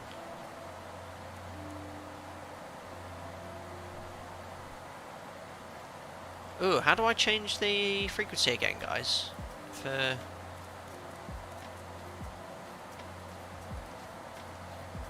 how do I change nav? I'll do it with my radio tuning panel. That seems to be working. 11055. I can't do that. I'm going to change it on the second radio unit, or switch both radios to both on the knob. Ah, there we go. 11055 for ILS1. Ah. Thank you.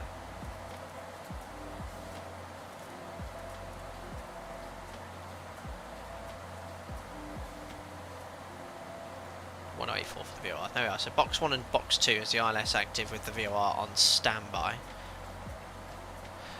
Excellent. Course is 056 for the ILS, so I'll hold down the format button. Preset the course. 056. Oops, wrong way.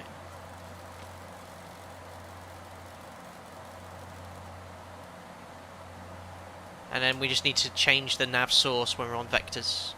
So that's done. I'll hold the format button down. I'll do that for Jim as well. Hold down format.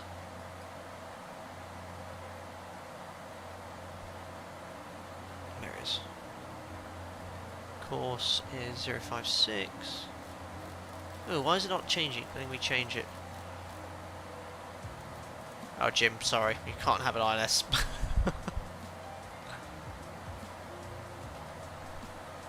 Good evening. Hello, Adam Wallace here, and I hope you're doing well. Oh, you need to put the panel on both, thanks. So both AR CDUs should actually be on FMS, really. Oops. Oh, like this one. Oh, I don't like doing it. I've done that. FMS tune. There we go. As long as it's still active on the ILS, that's fine. Right, approaching Dolas. Frequencies courses minimums then, it's 189 feet. So MDA. Said it's 200. Sorry, 190, rounded up to the nearest 10 feet. Elevation, 2,300 feet to the south. So any problems, we'll just maintain 3,000 feet. Simultaneous approaches. Maintain 160 knots till 4. ILS read 0 at the threshold. Com failure. RVR needs 550. And for the go around, climb on 056 to 2,000 feet. Advise ATC for the go around set power. We'll go flat 15. Push the go around buttons. Follow the flight directives. Hold flat 1. Oh no, that's if we land. There we go. I'll hold F1 as for my to disconnect the thrust levers. Note I made. I think that's it. Have you cross-filled Jim's FMS? No, Jim doesn't need it. Anyway, it didn't direct to Itino. The modelling is great though. Just increase the range here. There's top of descent coming up at Inito. So landing forwards, this thing could stop very, very quickly indeed. I'm going to plan to help ATC here. Sierra 2, first left. We've got a Sierra 3 high speed, but yeah, we'll see how it is now. I'm going to try landing. Am I right in thinking I can land with flat 15? Flat 35 is really for the shorter runways. Flat 15 is also used. I just need to make sure I change that to 15, otherwise I'll get EGPWS callouts. I found it's a lot nicer. And then these are the speeds for flat 15. If I move that, does it change the speeds? Oh, that's really cool. So look, flat 15, then push that, and there the speeds for flat 15. 15 in Amsterdam always. Thanks, flying Sulvaki. And then I'll use idle reverse, or not. No, I won't use any reverse. I'll just disconnect the power levers, and we'll plan for Sierra 2. And then it's this clockwise, anti-clockwise system. So if I'm going anti-clockwise, do I go over to Alpha or Bravo? Because the plan is to go either Alpha or Bravo. It shouldn't be too bad then. And we're going to request Delta 16, which is here. That's where Flybe park, or I guess on the Delta pier somewhere. So it shouldn't be. 06 is the perfect runway for us. Bravo, keep right. Thank you. Which makes sense actually, because it does look very complicated, but it actually works very well. This system here. I've never flown into this airport in real life, only in the sim. Should you click on the flat 35 approach button? No, I think that's standard or steep approach options. But we want standard flat 15. And I'm also going to inhibit the terrain, because it still goes terrain every few seconds if you don't.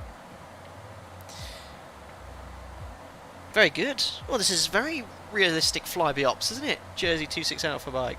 But yeah, landing this thing, don't land it like a 7.3. You've got to keep power. Someone said it's at 16-20% torque until you've actually touched down. But I'm going to probably just keep as much power on as possible until I'm actually down. I've never buttered this aircraft. Do not cut the power. Thanks again, Domino Mosina. KFC Turbo says, there's no sound, or just me. Oh, sounds all okay over here.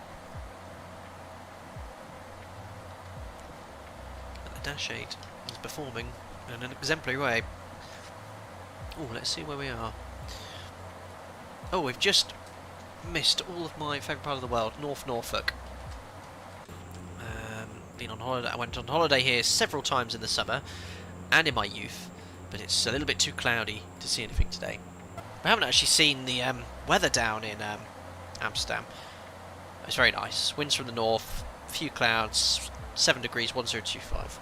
Hi Rory Heap, I've just seen your comment there. Sorry to be so late. No problem at all, sir. Nice to pop in. We're in the Dash-8 today, flying into Amsterdam. We'll be starting our descent in around 5-10 minutes, so perfect timing, I'd say. Sheringham, very good. Pitch 5 is the limit. What's that referring to, flying? Souvlaki, if you can remind me. KFC Turbo, 5 out of 5, perfect. 5x5. Due to maintenance, runway 18 centre 6 centres temporarily closed until mid-April. Pitch 5 is the limit. Sorry, so 5 degrees pitch attitude. Any more, you're going to strike the tail, aren't you? Yeah, this the Dash-8's quite prone to tail strikes. Great FPS, very smooth, stutter free for me. I do implore you guys. Oh, look at this! Oh, look at this! I implore you to go check out Q8 Pilot's latest video on how to improve stuttering and performance. I applied it, and it's working really well. We're being overtaken.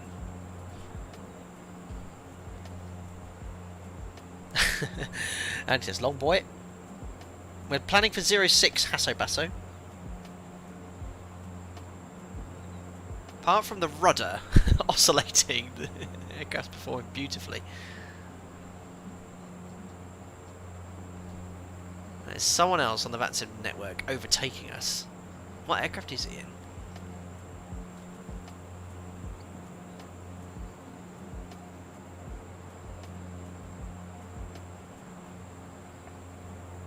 It's Daniel in the 737. He's only doing 300 knots.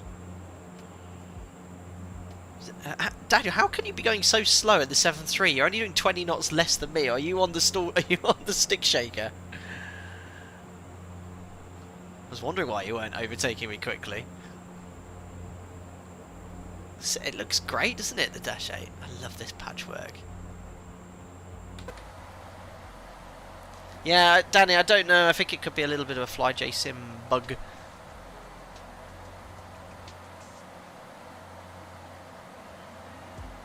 Rayson, very random question. I'm not sort of clued up. Twitch, I think, has a huge streaming following.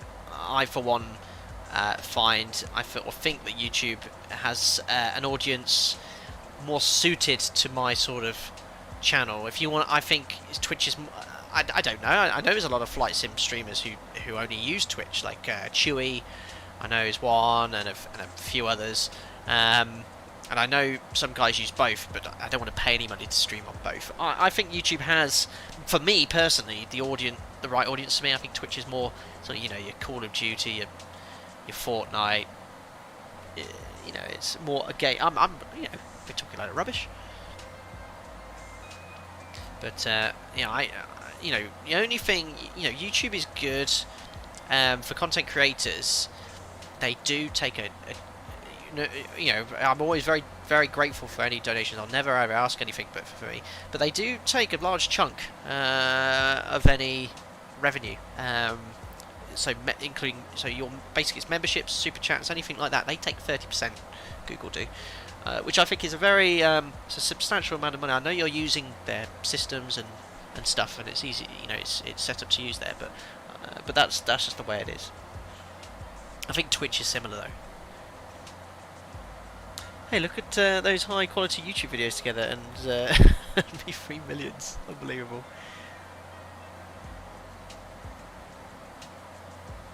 Daniel B says, I have no choice but to overtake you, sorry. But look, you can see the track we're going. And there he is. In the Alpaca Airways 737. Anyway, we're approaching top of descent here. I also saw a big warning light, but that's the terrain inhibit, which I did. Now, one thing I don't understand is, I set this to 1800 feet, but it constantly changes. So I think 1800 is sort of a nice rate of descent to set in this. Twitch takes 50%. That's unacceptable. I think that's crazy. YouTube better for the viewer, Twitch better for the streamer. Well, maybe. But I quite like YouTube. I think streaming on YouTube, it was a behind Twitch, I think, for a long time. But I actually quite like it now. It's very easy to set up now. And I'm much better at it than I was previously. Right, approaching top of descent. So it's set 230 for the Lamso restriction. Well, actually, no, we won't do that. We're going to step all the way down. Let's go to flight level 100. So I'm going to set 100. Top of descent in chat.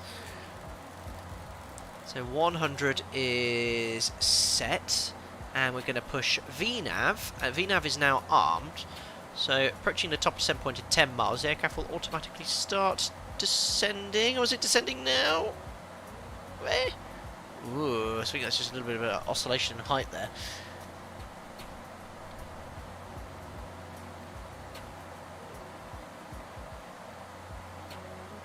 Oh, it's fixed to an angle, not a rate. Flying Suvlaki, thank you very much for your input, by the way. I think you're very... You seem to know what you talk about. Do you operate it, or do you have a lot of experience with the Dash-8 in the sim? But thank you for all your input. Appreciate it. Outsell, thanks. Stupid machine. Outsell VNAV is armed. There's the profile coming up. Daniel B, you've just gone over me. Oh, look at that. Well, he was tailing me, but now he is... Look at that. That's just so cool. Ow. Now that is the speed you should have been doing. Outselling props to 850. 850 for the descent, is it? Thanks. Oh, they should know. Sorry, they should have been 850 already, shouldn't they? Right, I'll start taking a bit of power off now. And we'll aim to maintain about 240 knots in the descent. I don't want to get so close, maybe a little bit slow. I don't want to get anywhere near VMO. That's costed X100. Yeah, your cost at X minus 100 a second ago. At least you can descend ahead now. Evan, are the controls on another thing, an X-Plane 12 thing, or has been a VATSIM update? It was an update for X-Pilot, I guess maybe V-Pilot as well. Down we go. Oh, flying. Suvlaki, I'll fly the Dash left seat for UK Airline. Thanks for the shout out. Oh, awesome. Well, guys, any Dash-8 questions direct to flying Suvlaki? How am I doing out of 10? Be brutally honest. I can take it. I can take it. Yes, flying Suvlaki. I think I probably could, as could most people guess that airline here too.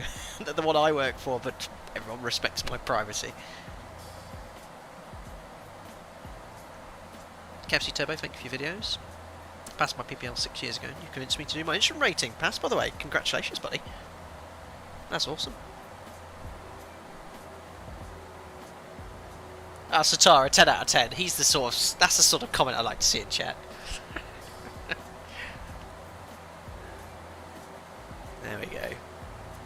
But flying Suvlaki, what do you think of the FlyJSim as a Dash-8 driver? I mean, as far as I can tell, I think it's awesome, Adam.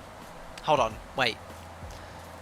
So that pink bug is our track, our actual heading's this. So that's where we're tracking.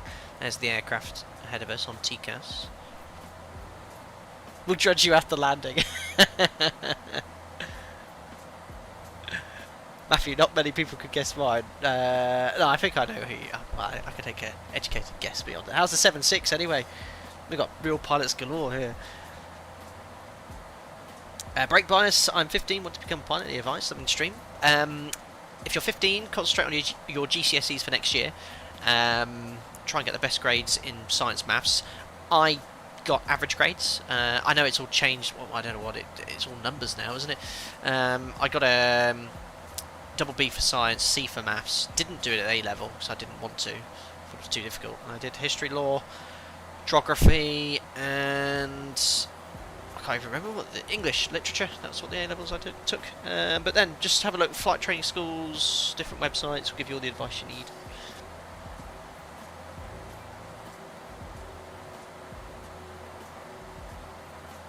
I knew you flew for Air Choreo. The destinations make total sense and Bilbo the Aviator. Brilliant. Anyway, overhead Lamso. Going to make that restriction up below flight level 230. Right turn to Etpos coming up. Excuse me. Attain about 250 knots now. Our VMO is increasing as we descend.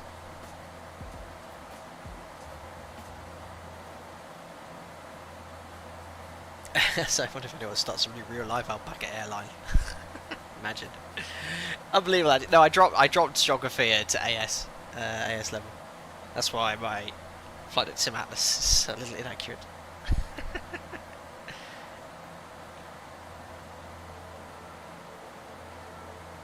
What are your thoughts on the ATR compared to the Dash-8? Well, I've never flown an ATR in the sim, so I couldn't really tell you what's what. ATR's an old aeroplane now, isn't it? But I think there's probably more Dash-8s than ATRs. Oops, I've just changed the altitude, not the heading. Into Etpos.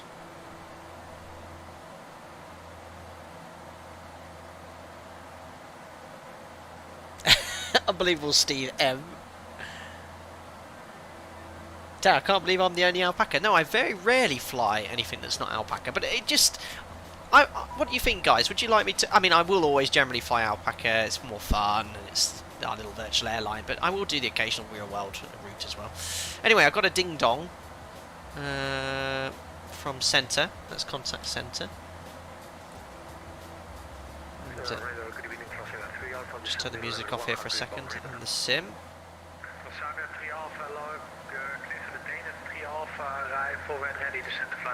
Ah, sounds very Dutch.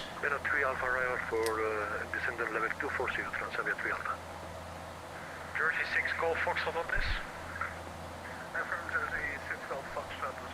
Now you're going to enjoy this. You're going to watch me stressed out trying to fly this complicated airplane. 6 Golf Foxtrot, VA's approach runway 06, and the wind is 36 degrees 13 knots, runway 06, clear to land. Let's clear the ILS approach runway 06, and the runway 06, clear to land, Jersey 6 Golf Foxtrot, thank you. Boarding 8 for Lima, cleared for Hilde 1 Alpha, Alpha expect runway 06. Dutch AC makes you feel safer. Flight level 100. Sounds lucky. What's your landing weight? Stand by. Hilde 1 Alpha, runway 06, descending to 100, Nordic 8 for Lima. Don't know if that's loading.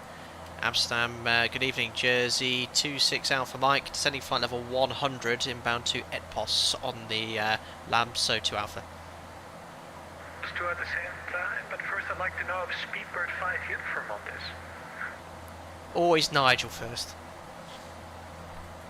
Perfect. 1 Tango, hello. That's the right priority there, Power Packet X. Flight level 70, expect runway 06. 25 tons. And expect runway 06 for Alpaca 11 Tango. Jersey 26 Alpha Mike, Dean Alonso to Alpha, arrive, expect runway 06, descend to flight level 100. Lamso 2 Alpha expecting 06 and flight level 100, Jersey 26 Alpha Mike. So as cleared, 100 set. That's the last time I used a CRP, like 13, 14 years ago. Hello, you are outside of my airspace mode, Unicorn 122 Dash-8.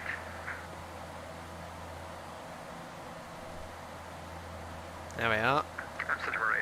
Etpos.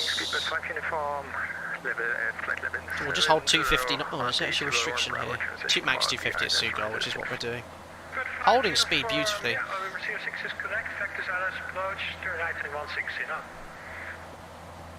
You'll need about 15% torque on final that way. Noted, but what I find is with this aircraft, as soon as I start making large power changes, the aircraft climbs and descends with the same attitude so much, which I'm not used to. It doesn't happen in a jet engine. Aircraft just accelerates or decelerates. So, you'll see as my capacity decreases, I'll start flying at like a 7.3 and you guys will be enjoying yourself. Expected cross, river at flight level 100 or below. It is actually modelled in the sim. Oh, cool. Yeah, blown lift. Yeah, that's exactly well modelled here. Every time I change power, I'm just bouncing off the ILS. I'm like, oh. Do you use power at all flying Souvlaki to control your rate of descent on the ILS, or are you just pitching for? Are you pitching, or do you pitch for speed like in a Cessna? Because you don't pitch for speed in the 7.3. You're in big trouble. 26 Alpha Mike, descent to flight level 70. 7 flight level 70, Jersey 26 Alpha Mike. 8 for Lima, descent to flight level 70 after RTM, take Papa Alpha Mike. 70 checks. Just like a Cessna. Oh no, they wonder I struggle in this aircraft. Alpha Mike, navigate for Lima. 8 for Lima, negative. After RTM, direct to Pampas, Papa Alpha Mike. Pampas, Papa Alpha Mike. Papa Alpha Mike, after RTM, navigate for Lima.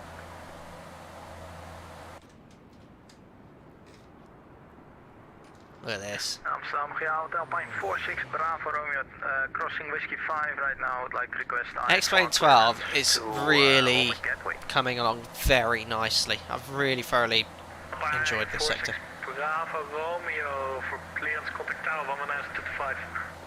11925, Alpine 46 Bravo Romeo. Here are all these lovely Dutchies online as well. So far, so good. I hope they don't ask me to hold, but I think it's quiet enough. I don't think this is an official event, but they do have ATC this evening. Spikerball. Hope you're doing well, Lauren. Oh yeah, I see Amsterdam called. I think I must have missed the first one. Old livery is so much better. You can choose that one. The Flybe virtual airline has all the liveries. After Sugol, direct to Sierra Papa Lima, Jersey 26 Alpha Mike. Sugol. How do I? Hold on, I think I might have been here in the Dash-8 before. I remember doing this. Now, how do I do Sugol direct to that? Oh no! I think what I need to do is just type it in. Sierra Papa Mike. Sierra Sugol, just put it in there. And is it Sierra Papa Lima? Oh no, Sierra Papa Mike. Just need to confirm it. Sierra Papa Lima, yeah, skip all things. Nordic 8 for Lima, contact approach 121.2. 121.2, Nordic 8 for Lima, yeah. 26 Alpha Mike, contact approach 121.2. 121.2, Jersey 26 Alpha Mike, bye. I think I've done it. Oh, it's just my workload is so high. Sugol, and then Sierra Papa Lima. Okay, I've done it. Nordic 8 for Lima, descending 1004. Sierra.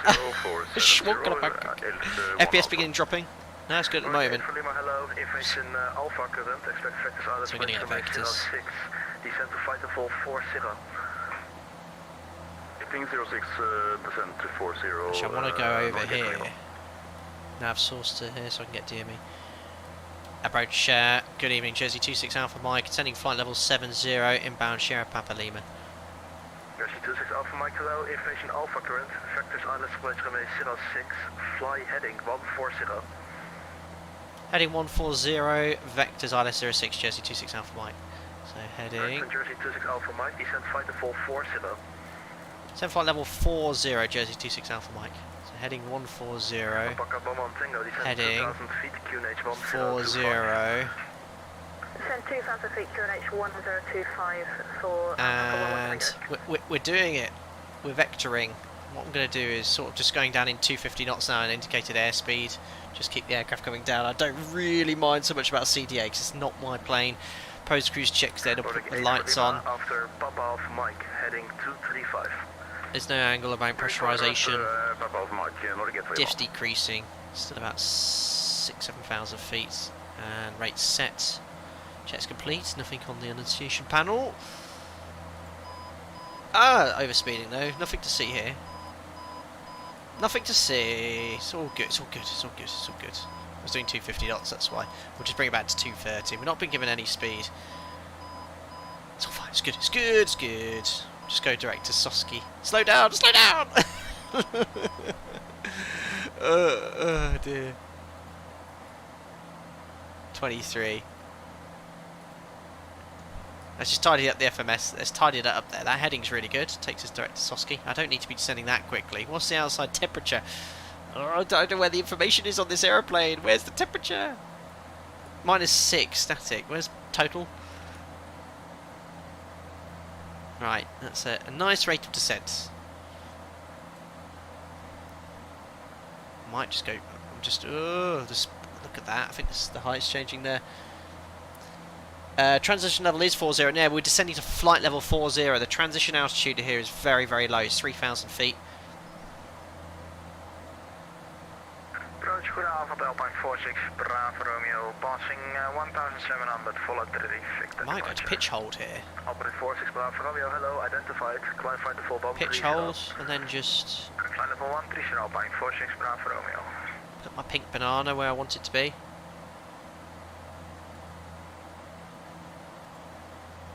Alpaca bomb on Tango to left heading 090. So 4,000 feet about there looks about right. We'll try and do a bit of a CDA. Oh, there's no total air temperature on this aircraft. Oh, how do you work out for engine anti-ice usage then? What would I need? Oh, a little bit of an FPS stutter there. Yeah, it's gone down to about 45. It is a bit of an FPS hog, this scenery. His FO is really slacking today. Right. That pitch hold is... I really like that pitch hold feature. It just settles the aircraft down.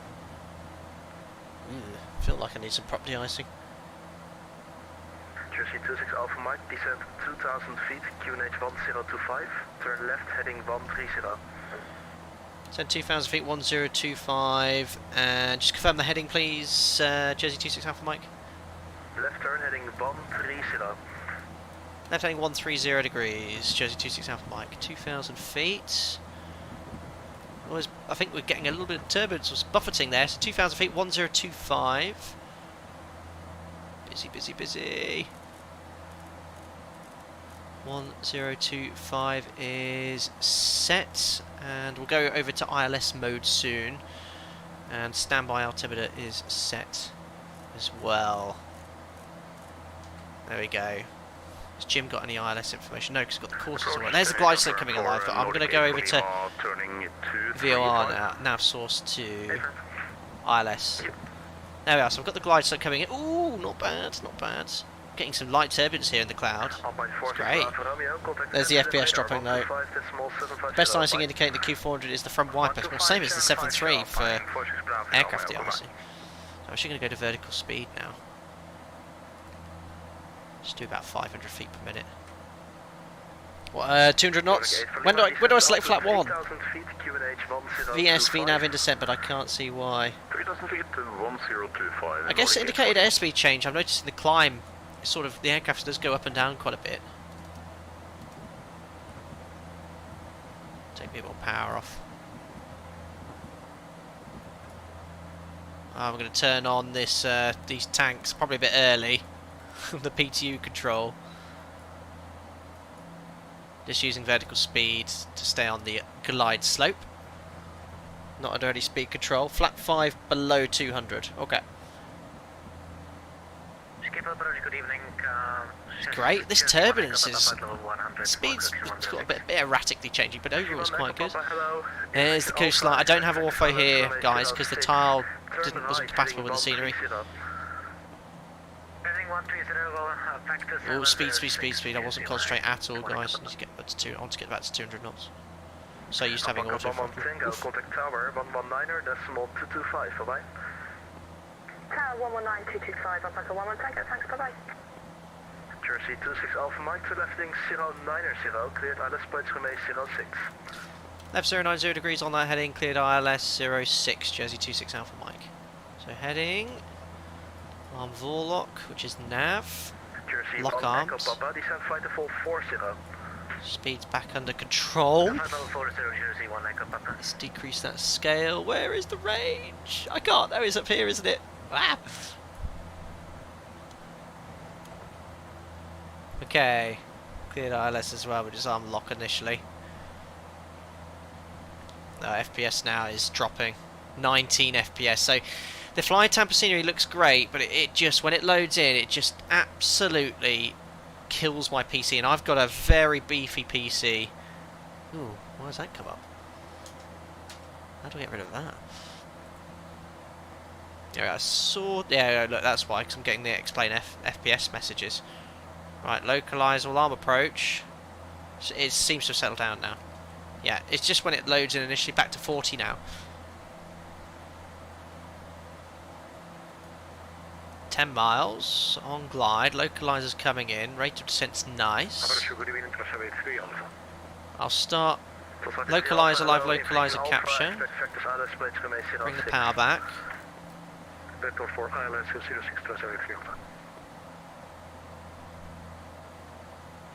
Now this is like the ortho from the scenery, so we just need glide slope capture. Missed approach altitude is 2,000 feet, that's set. 200 knots. I don't know, it's glide slope capture. I'm going to select flap to 5. I'm going to maintain about 180 knots initially. Speed is yours. That's fine with glide slope capture now. 2,000 feet and speed is mine. Norgate for Lima. Jersey 26 Alpha Mike fully established. Jersey 26 Alpha Mike, number 2, about 6 miles by the medium Boeing. Contact tower 119er, decimal 225, away.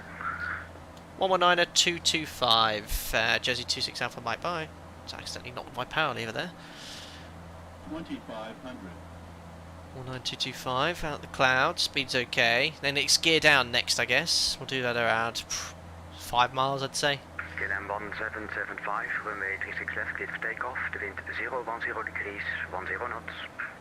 Damn, no ground online. Gear and flat 15 at 6 miles. Roger. Victor 3 approved. Speeds are all updated. Tower, good evening, Jersey 26 Alpha Mike, ILS 06, approaching 6 miles. So gear down, flaps. 26 Alpha Mike, hello, continue approach, number 2. Continue approach, Jersey 26 Alpha Mike. I guess that was a gear warning horn going off. There it is, down and locked. Love that view, we'll have to do some replays from that view. And let's just run that landing checklist. I've missed most of the other stuff. Altimeters, cabin altitude, approach, landing, just adding some power. Tanks are on, fuel transfer I've done already, hydraulic power, I've done all that sort of stuff. Yeah, we're grad. Oh, I've added a bit too much power again. Right, and then we're going to take flap 15. And what speed do I fly? Is it just between the two? Sure, it's locked. Yeah, I've got 3 green lights. Right, adding some power now. I'm going to stay at the upper end here because I don't like how the lower speed of 120 is right on the stick shaker speed. Runway 06 cleared to land. The wind 010 degrees, 10 knots. Runway 06 cleared to land, Jersey 26 Alpha Mike. Whoa, speed, speed, speed! Whoa! Oh, it's going right back to that stick shaker speed. VREF plus 10. God, but I nearly went to the stick shaker tape speed there. But I just look at the aircraft climb. With that wind? I hope not. But it looks like it. Look at the speed changes. Right. Caution, the aircraft in front. Oh, speed. Heavy wind shear on final. Jersey 26 Alpha Mike, Roger. Right, disconnecting autopilot for your entertainment. Oh, my speed! Whoa! Oh, look at the speed change, even though I've got such a low power setting. Oh, I'm going way too fast here. Whoa, what's happened to the speed? I think... Oh, that is wind shear. I can't control this speed here at all. I need to get that below... Right, 500 continue. Oh, and I'm being blown downwind here. I can't control this speed. I don't know if that's explain 12 or my handling of the power. I'm making very small changes. Ah, it's the speeds all over. I'm just going to fly on that high end there because I don't want to get any close to that stick shaker speed. Getting a bit low here. 4 reds. Oh my goodness me. Oh my god. I'm finding it really hard to control. Yeah, I should have gone around there. Oh, I've not done the power button thing, so if I go around I haven't got max RPM. Right, I'm going to keep power in here. 100. Checked. 50, 40, 30, 20, Little bit power off. 10. Bit floaty. Oh, I'll take it. Right, down. Right, reverses. Disconnect idle. Oh, I forgot to do the power. That was a bit messy there. Well, there's that exit I planned to vacate.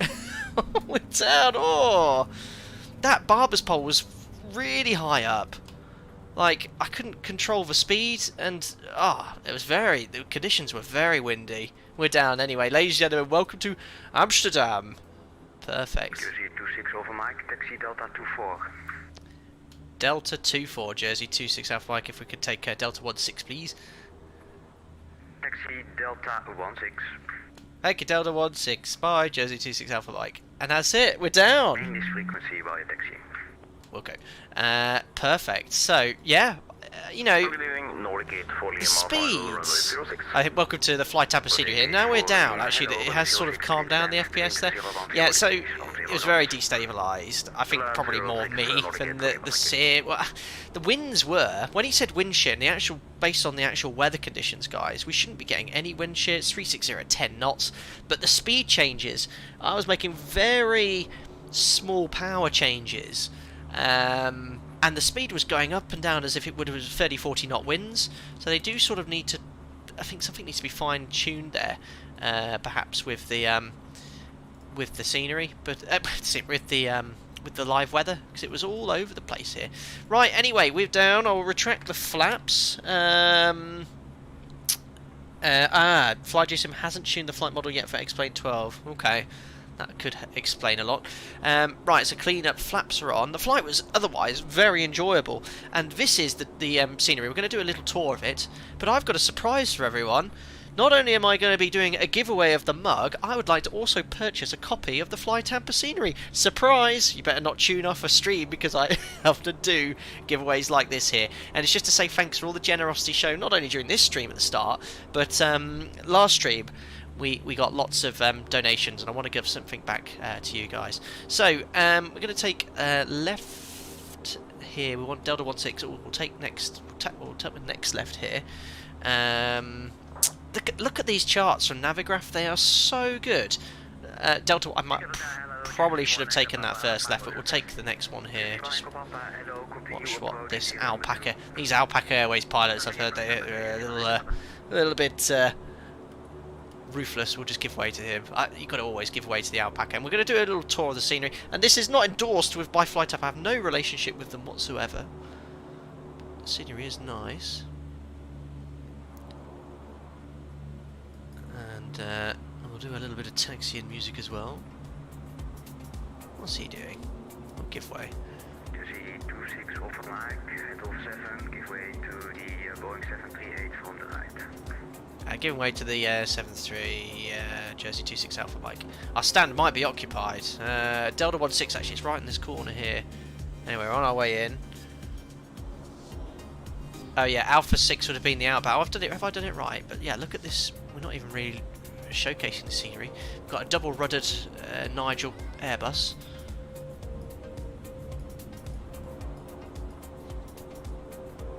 Delta 24.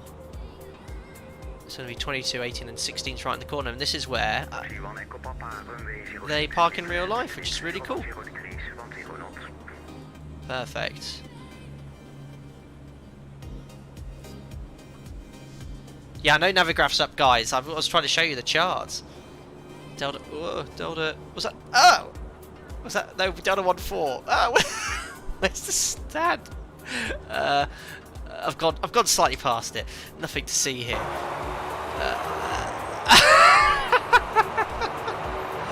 Right.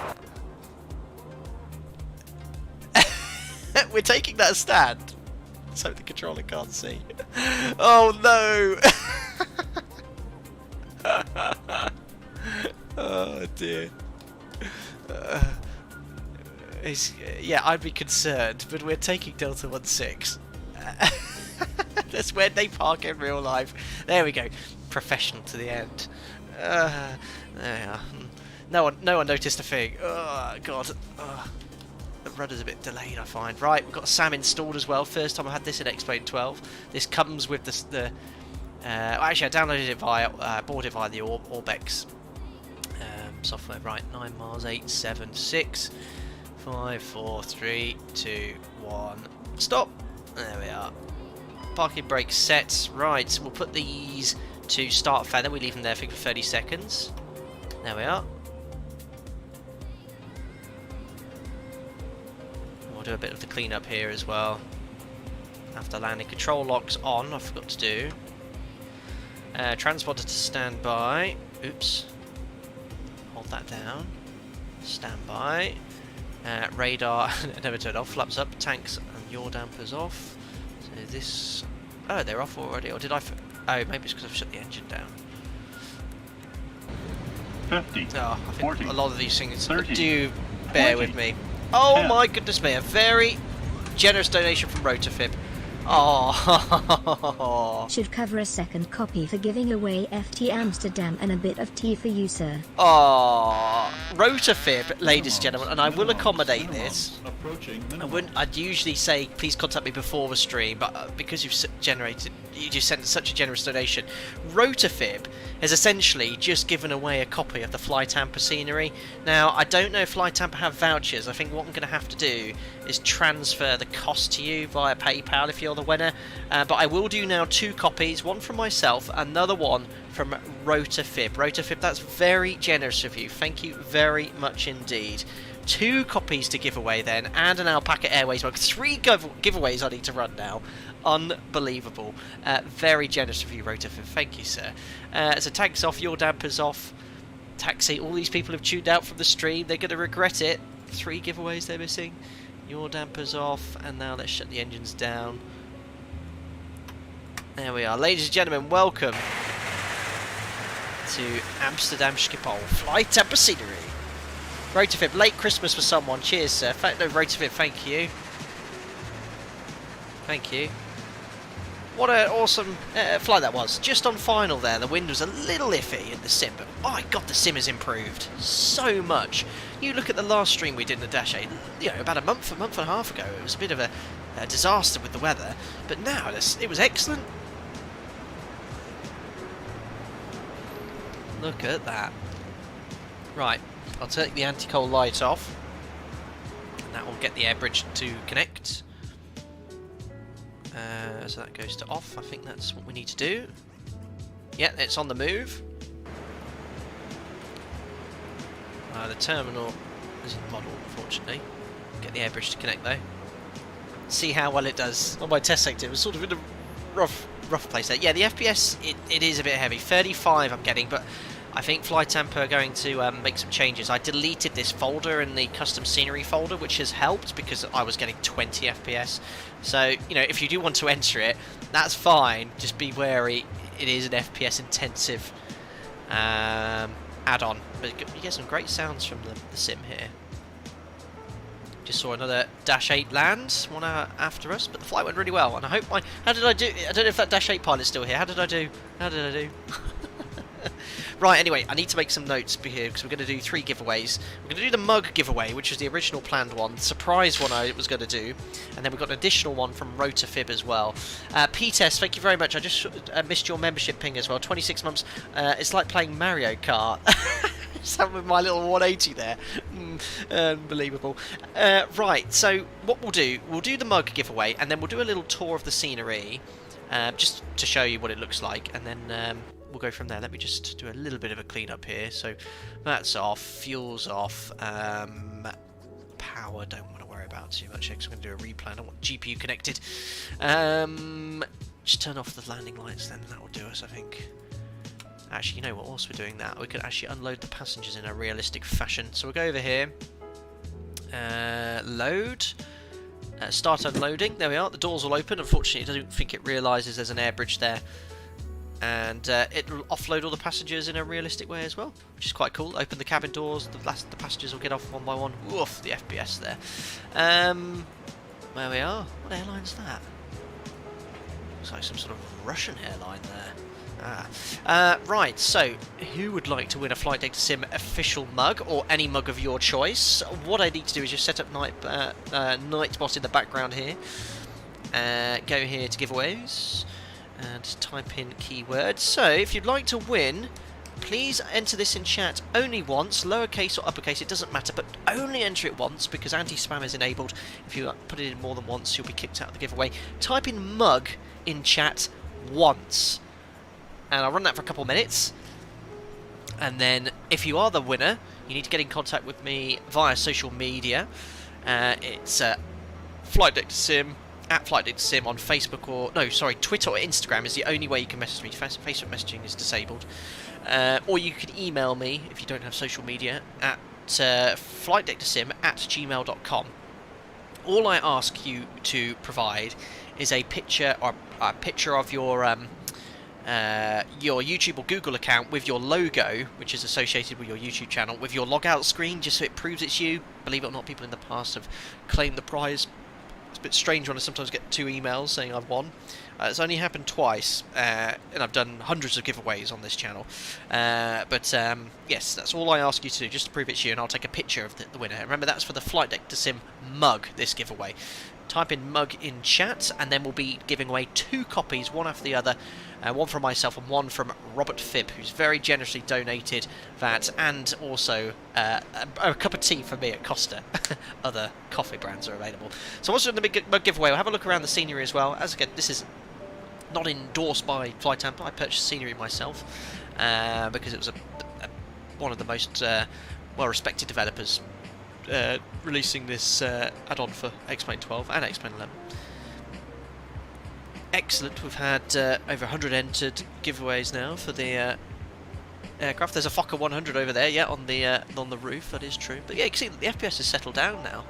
Just when it loads in, it was a little bit, went down to about 20 FPS briefly. X-Pilot got a little bit upset. Welcome on board, Dan. Yes, Doherty. Hope you're doing well.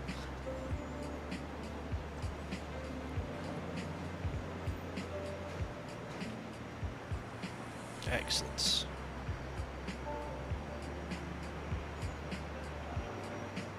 Someone said rug. No rugs for sale. I don't even have a Flight Data Sim rug in the merch store. Mug was, of course, the correct comment I was looking for, so I'll roll the giveaway now. I think that's pretty much everyone we've got there. So, the winner of the Flight Data Sim mug is Joseph Roy. Joseph Roy, you are the winner. Channel status unknown. I think he's a non-member. An unrigged giveaway. Well done, Joseph Roy. He's not even said anything in chat. He's in so much shock he can't even believe it himself. Oh wait, I know what I've forgotten to do. Whenever we do a giveaway, I need to turn that off for a second and do the... Well done, Joseph. He goes, hey! He's only just realised he's won. Wow, it's very nice. Well done for winning the Flight Data Sim mug, or a mug of your choice. If you click on the link in the pinned comment above Joseph Roy, head over to the store. Choose your mug, but get in contact with me via social media because I can't send the mug to you. We'll either transfer the cost or something like that. We'll get it all sorted and I'll get back to you later on. Well done, Joseph Roy. Right, so let's have a little look around this scenery then from FlyTampa. So we're over on stand Delta 16, landed on 06, which I think is the runway in use in real life. You can see here Transavia has just landed. I think you get a massive ortho tile for the surrounding area, but it is typical FlyTampa scenery. I have a number of their products. Really like their Copenhagen scenery for X-Plane 12 and their Corfu scenery. Getting very busy here in Schiphol as well. Remember, if you're unfamiliar with flight simulation, these are all other people on the VATSIM network. Now, I'm not a Schiphol expert, but here we are. I'll go over here to my Navigraph charts. This is the Delta Pier, which we're parked on here. We're going to go over to the main terminal. Let's head over to the tower. There's the sign for Schiphol, Amsterdam. There's the KLM City Hopper Fokker on the stand here. I think it's like a little bar, isn't there, that you can stand up. It's quite popular. Lots of pictures from that. Yeah, it's all very, very nice. There's the tower. Don't know if it's modelled inside.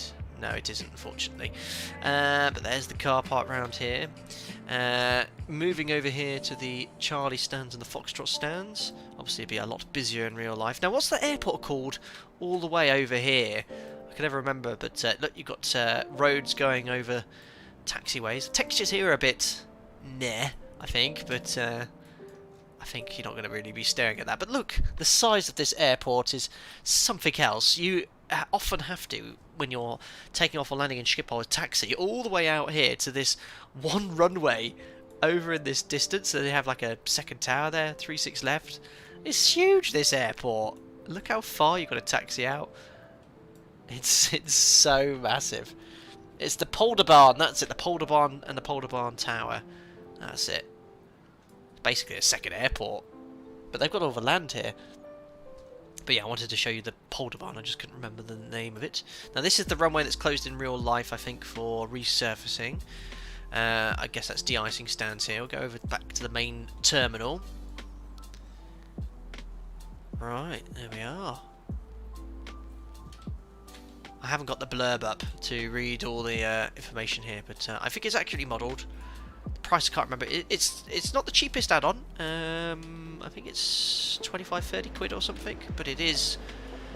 I believe there's mostly like 99% of the terminals on taxiways are all correct there. 50-minute taxi when you land. Well, hey, yeah, easily. Anyway, that's it. A little brief tour. Oh, look, some sort of weird cloud effect going on there. But yeah, it's sitting very nicely here in Explain 12. Right. Who would like to win a copy of the scenery? We've already had Joseph Roy's giveaway. He says, was not expecting that at all, thank you. Well, you get in contact with me. I've got a picture of you in your, looks like a Cessna 150. It's like you're doing your PPL or something, which is very cool. Reasonable price, yes, I believe so for the quality, yeah. And it's a huge airport they've modelled here. But nice to see an accurate airport modelled here in the sim. Right, so, 2 giveaways. Going to roll one after the other. First one, I'm just entering it in now here. Just please type in the 4-letter ICAO code, enter it once in chat, okay? Enter it once in chat. The 4-letter ICAO code for Schiphol begins with E and ends in M. Only type it in chat once, not more than once. Lowercase, uppercase, it doesn't matter. Whack it in now, and that'll be for the first copy. I should say it's from myself, and then a Rotafib has funded a second copy. Again, Rotafib, I don't know if you're still here. Thank you very much for that, to providing a giveaway for my viewers here.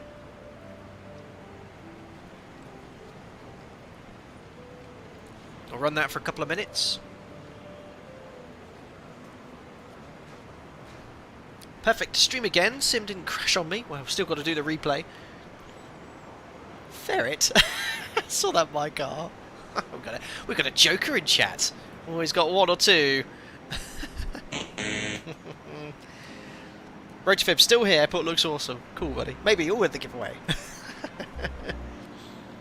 Chris Curtin, Schiphol, hope I win this time. Your channel's great. Make sure, Chris Curtin, though, you just put EHAM in again. You've got to put EHAM in.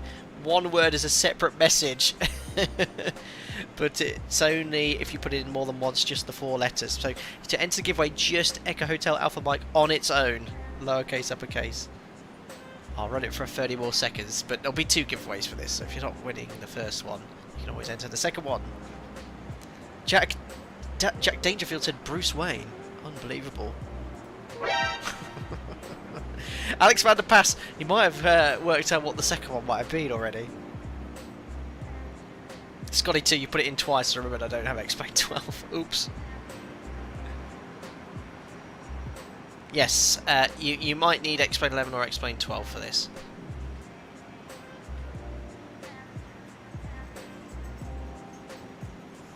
Jerry Whitspeed, how do you rig this, right? It's top secret. Right, anyway, let's roll the giveaway. First one here, roll it. The winner of this one is, oh, it's Edo! Edo, you've won! He is a member, so definitely rigged. I've not done anything in the background there at all. I just recognise him. Edo's a very active member on the channel. Well done to you. Completely random. There we go. Here's the winner. Rigged, yeah. Unbelievable. Blah, blah, blah. Congratulations, Edo. can't be rigged. We had a non-channel member win something and a channel member. Oh, there we are. It's completely random. It's completely random. There we go. Right, Harry Johnson's not having it. We've got a hashtag rigged. Oh, wow, says Edo. Lovely rigged away. Unbelievable. But no words for any of you. Right, so lastly, for the final copy from Rotafib, I need to set this up here in the background. So let me just refresh this here and type in another keyword. Alpha Mike Sierra. Oh yeah, yeah, right.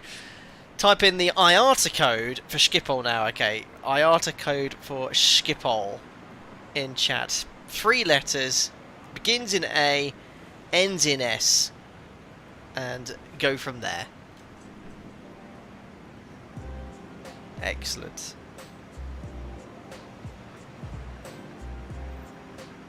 You've got it. Still on FlyTampa here. Got Nigel here. Love the added sounds by FlyTampa, like sort of airport background noises. Korean Air 78, he's got a long flight back home. Great looking scenery actually. The FPS is certainly head over to their forums if you're interested in getting the scenery, because they've got some FPS fixes available.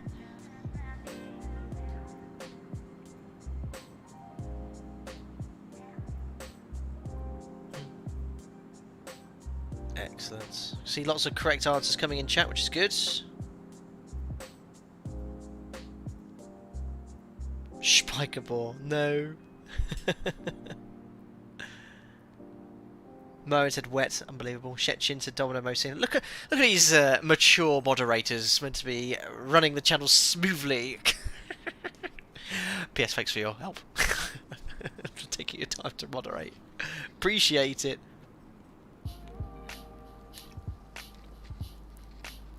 Hello, Jack. Look who's just walked in. Jack, what's this? Here. Ah. Hi. You okay? Oh, bye then. Oh, I'm not very. Oh, he's just like headbutting me now. Oh, he's sniffing the camera. On your bed then. Oh, he's having a little bit of a stretch. Look. On your bed. On your bed. You lay down. Oh, good boy. Nearly done. He's got a wet poop snooter. Right, Alpha Mike Sierra was the correct answer. Let's roll the final giveaway. The winner of the second copy of the FlyTampa scenery for Amsterdam is Chlindher1. Chlindher1, a non-member, I think. Well, it says he's been subscribed since the 17th of May, 2021. Thank you very much for entering the giveaway. You are the winner. Let me, there we go.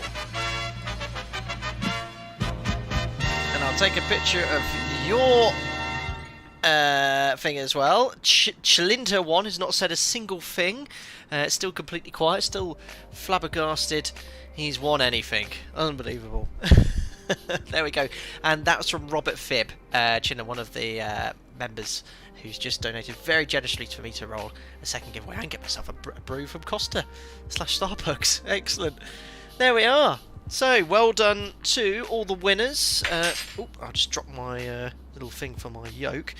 First winner was to Joseph Roy, who won one of the FlyJSim mugs of choice. Littoral Games, or aka Edo, and Chinimda1, you've both won a copy of the FlyTampa Amsterdam scenery. Right, that's it for today, guys. Let's zoom on in towards our aircraft. We're still here on Delta 16/ I got lost here. There's a few skid marks there from where we got it, but yeah, sort of a brief scenery review. I haven't really done the research on it because it wasn't given to me for free, but yeah, I like it. And if you're obviously Dutch or want to fly out of Amsterdam, I'd recommend it. Check the specs required, I'd say, for your PC. It's certainly having an impact on mine, but I've applied a fix recommended on their forum, deleting one of the folders from the community, from the custom scenery folder or file, something to do with the overlays, which doesn't affect anything, but it does improve FPS, which works really, really well.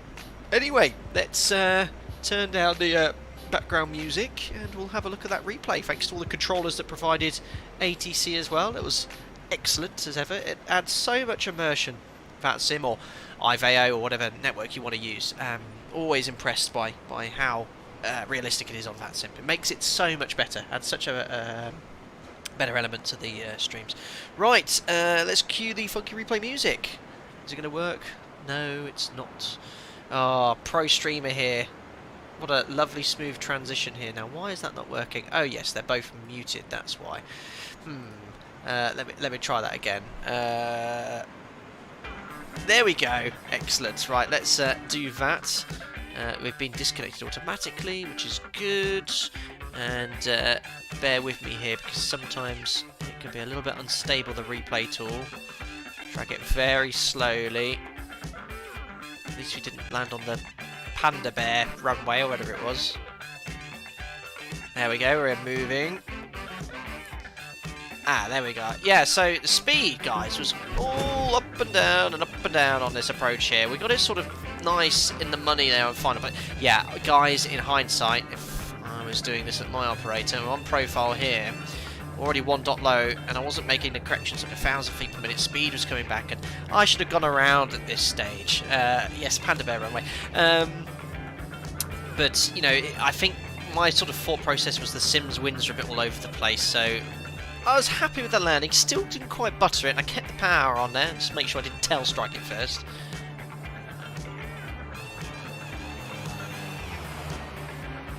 This replay talk, but again, this is why I love the sim. The aircraft behaviour is very, very good. My FPS was struggling here, guys. Whoa. Well, I could tell the aircraft behaviour is good, but I was struggling so much with FPS zooming in there. I think it could be to do with a wet runway. Cool, yeah, 18 FPS. Let's have a little look here from another perspective, because it's just started to rain in the sim as well.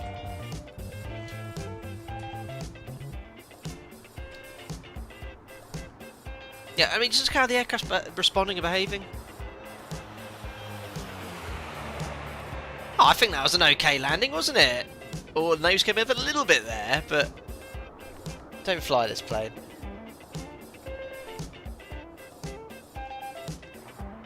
Let's do the one from another perspective.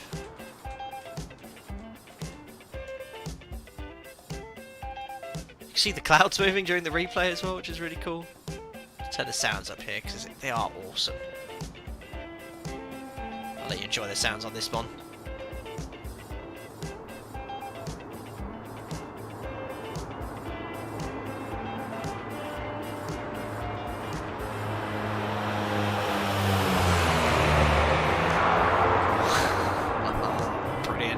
Very nice.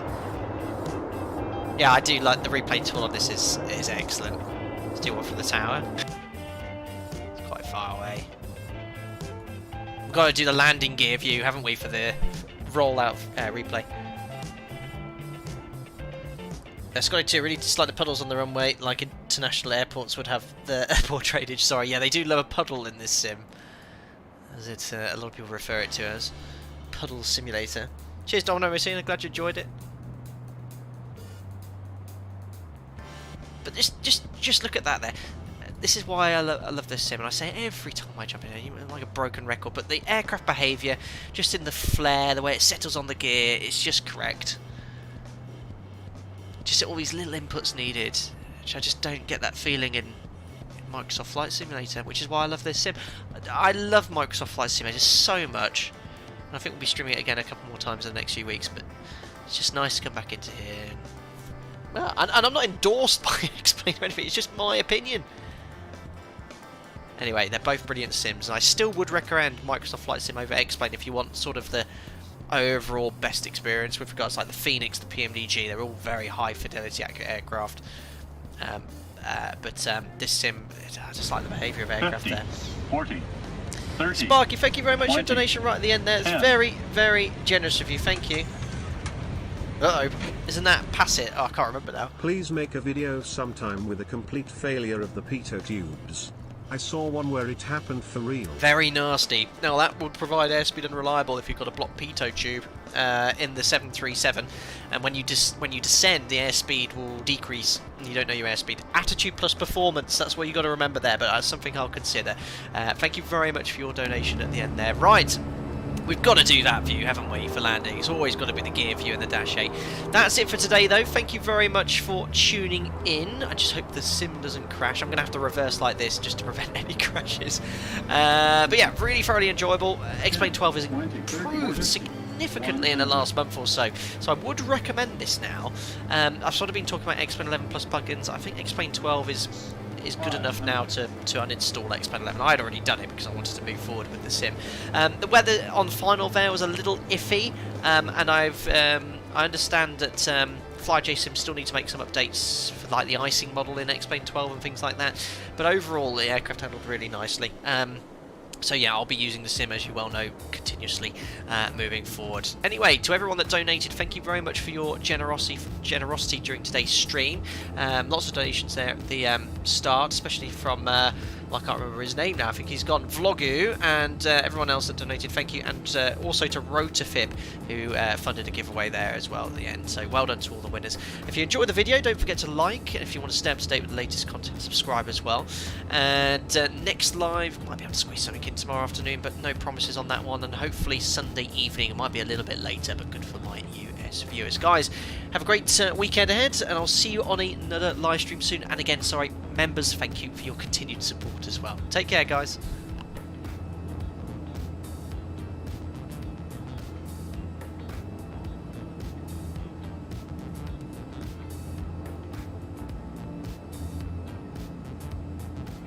Welcome